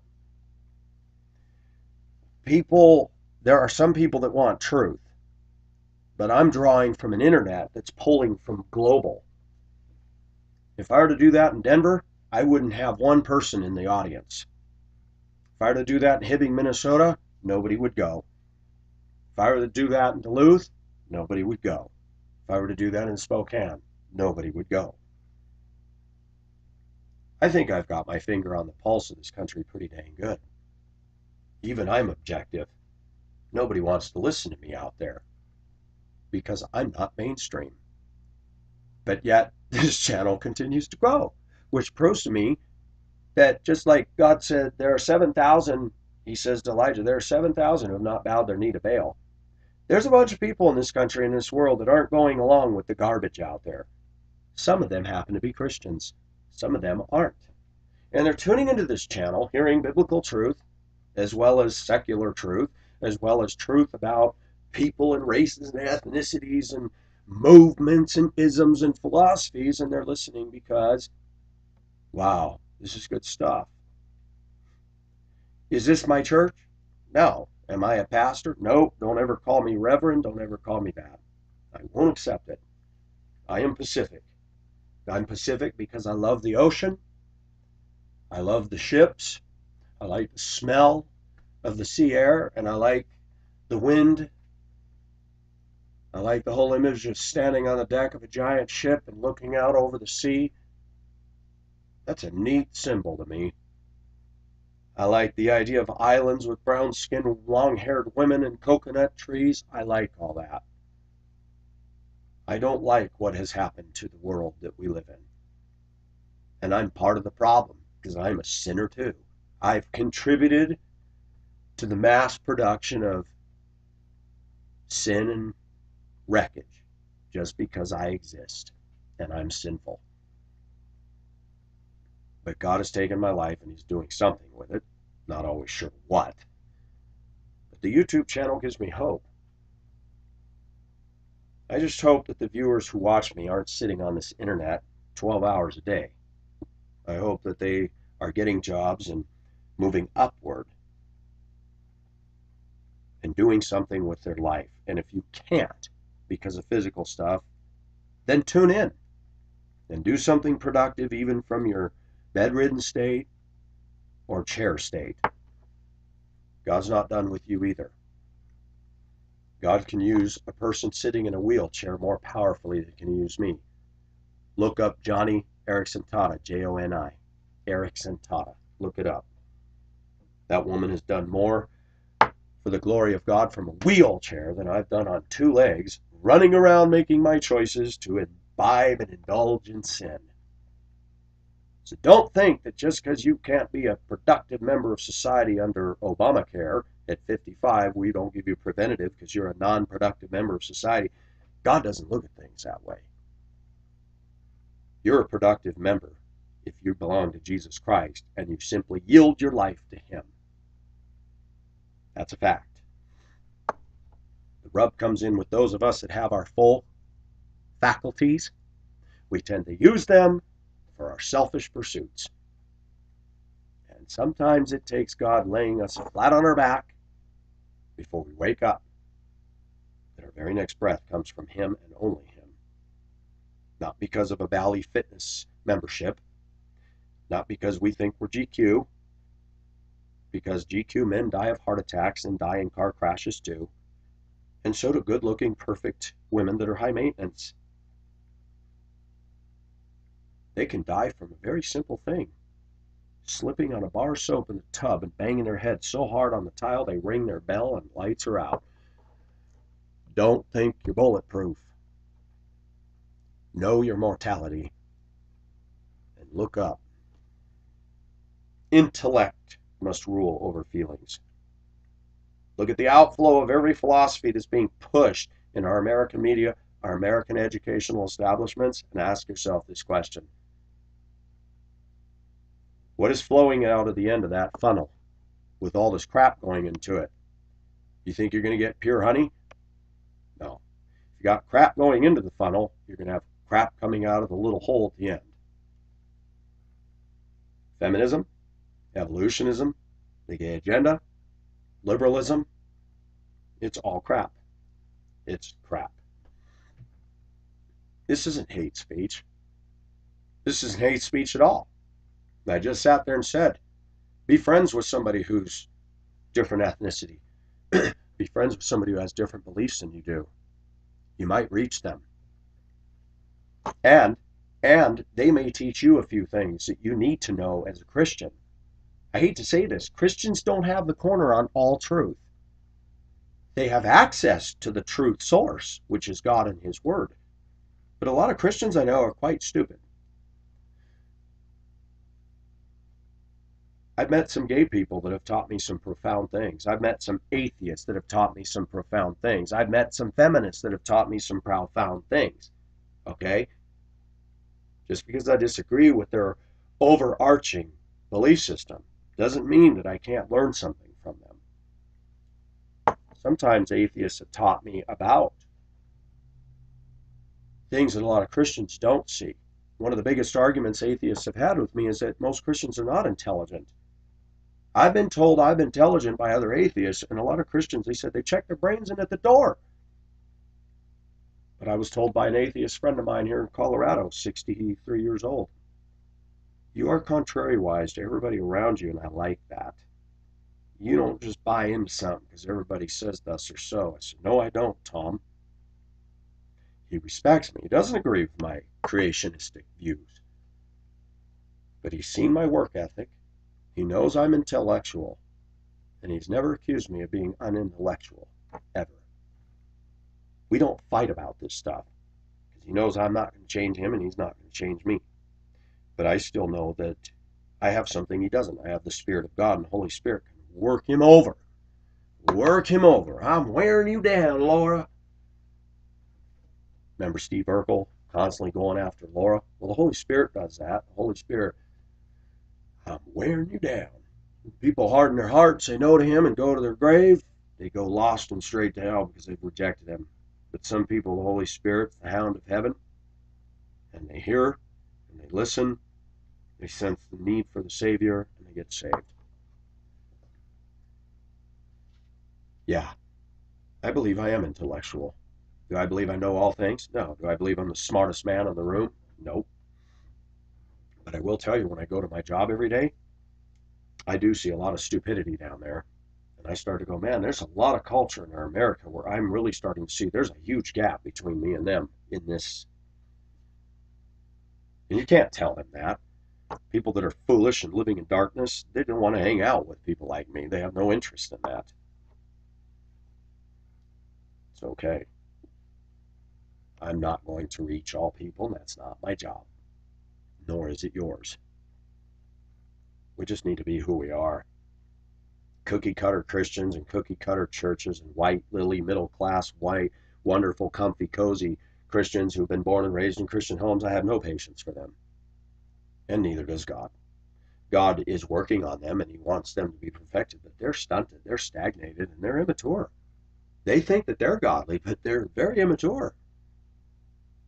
They don't know the side of the world we see. They're not engaging the culture. They can't. Nobody wants to listen to them. They've been insular. People want to listen to me because I've been out in that junk. Like I said, who wants to listen to a self-made millionaire who got his degree in business and he ran this business? Some. But who wants to hear stories about Pacific going to Hong Kong? I do. A lot of people would rather hear about my fleshing out my raw life than the self-made success story.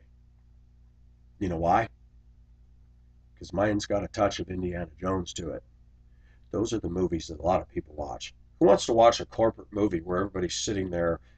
You know, who wants to watch a movie if it was just a movie of him going to school for 4 years, becoming the head of a big corporation and playing corporate plastic? Who wants to watch that? Even Hollywood knows nobody wants to watch that. They show little snapshots of the successful guy and he went to college, he did this. But people watch the movies for all that adventure. Indiana Jones hanging on the front bumper of a military truck, flying through the streets of Petra. Oh yeah, that's what I'm talking about. People want to hear my stories about even my wildness in Hong Kong and all that, because you know why? It's in every one of us. But some of those people want to also see the fact that God is taming the tiger called Pacific and trying to do something with my rebellious wild horse of a life.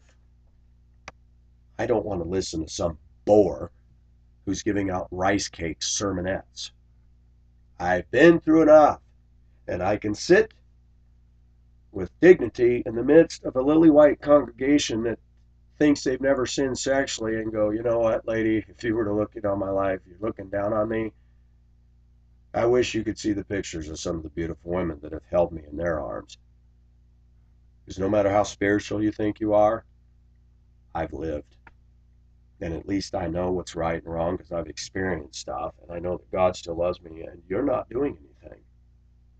You go to your materialistic, insular little house and world and you're putting out cookie cutter kids that are going to be materialistic little non-producing members in God's eyes society because, you know, we don't do this, we don't do that, but you're not reaching anybody. A lot of white suburban churches are not reaching people for Jesus Christ. They are not.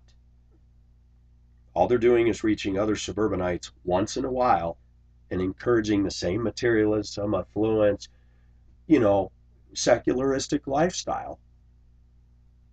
And a lot of atheists look at that and they're sick of it. So am I.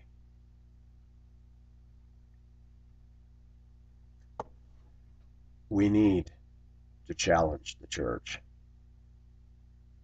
We need to stand up to this crap because it is out of control. I've become more confident in the last 6 months watching what's happened with this channel.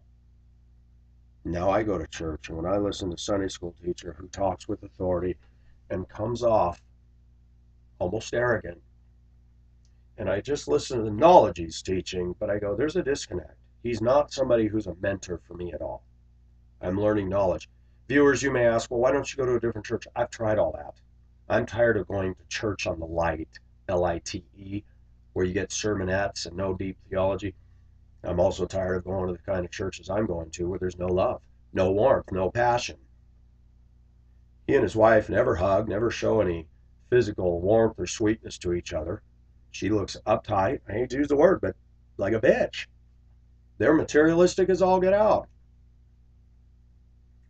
He suddenly finds he likes going to Africa, and now he's got it blasted all over his back window. The name, his last name, and blanktoafrica.org. Big. I'm like, what is that? You know, he's going to drive around and use his truck as an advertisement to get money. Some of you may say, Pacific, I don't think there's anything wrong. I didn't say there was anything wrong with it, but it is kind of tacky. Why don't you fund your own trips to Africa? You get paid well by the ministry here. Use your own money. I can sit there and go, you know what? I know I haven't done everything right, but these people aren't doing everything right. And I will sit in that class knowing that I'm just a man in their eyes, but I also know I'm Pacific. And if all those people knew my channel and what was going on, I don't know what it would do to them. I don't know if they'd ask me to leave. I don't know if they'd... But there are times. Somebody did say, you make YouTube videos, because I said that. I said, yes, I do. And he asked me about that, and I said, oh, I talk about controversy and stuff, but nobody's asked for my ID yet. And if they do, I'm going to say, well, I'm going to warn you guys. I'll give out my ID, but the stuff I talk about is not conventional. And I'm just going to warn you. Don't hate on me because I speak truth. I guarantee you every church ministry would want to get control of me right now and shut me down and tell me, oh, but you're not saying, oh, that's not the love of God. And they will edit me all over, and I'll just say, you know what? I'll let my viewers speak, not you. And I'll let God speak to me through what I'm seeing. People want truth. They're tired of phony baloney and games. A lot of my viewers want to go back to church, but they're sick of the very things I talk about. Be confident. Go to church. Don't get caught up with the crap. Ignore those people. Go listen to the truth you get. We're living in a time in America where you're not going to get the rich fellowship that churches used to be known for. That's over with. And I'm sorry, I hate to disappoint my viewers, but I'm not going to be starting the first church of Pacific Ocean. I'm not going to do it. Because I'm human too. I don't want to be put on a pedestal.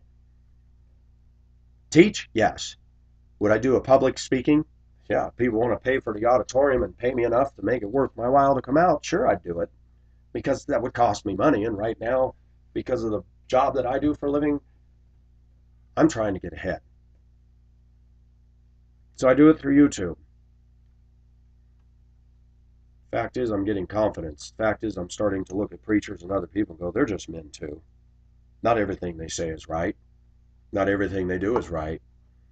How can a man who's in the ministry with students and teaches the choir and leads the music and the worship department, teaches my Sunday school class, the only tone he talks in is like this all the time, almost Marine Corps. There's no love, there's no warmth. In fact, sometimes you just get the feeling he doesn't, quite frankly, Scarlett, give a damn. Where's the Christian growth there? Unfortunately, a lot of the Baptist churches I go to are very good at. I got most of my grounding in theology through Baptist churches. But the one thing I saw as I started to grow in Christ, not a lot of love in a Baptist setting. Not a lot of genuine warmth or passion. In fact, even the very mention of the word passion, they think of the word passionate lust, and they think passion's a sin. No, it isn't. God gave us passion. God gave us passion. And when I see a bunch of people being stoicized and intellectualized to the point of having no feeling. Again, who wants to be married to Spock? And a lot of people are not going to be attracted to that kind of Christianity. You're not going to reach Filipino women for that kind of Christianity because they're emotional. They have feeling. Most Filipino women I know, when they hear a song, they don't look around and think, oh, they might hear me. They just start la la la and sing. Whereas in our culture, song comes on the radio, and if there's 10 people in the room, nobody dares even start doing this because, oh my gosh, they might look at you. I do. But then I feel slightly nervous. They're looking at me. So what? They're not free. Show them you are. Church culture in America is not reaching as many people as they think they are. Then they're not going to. God has blessed me to reach my cousin, a couple of people that were my friends years ago, true converted Christians for Jesus Christ.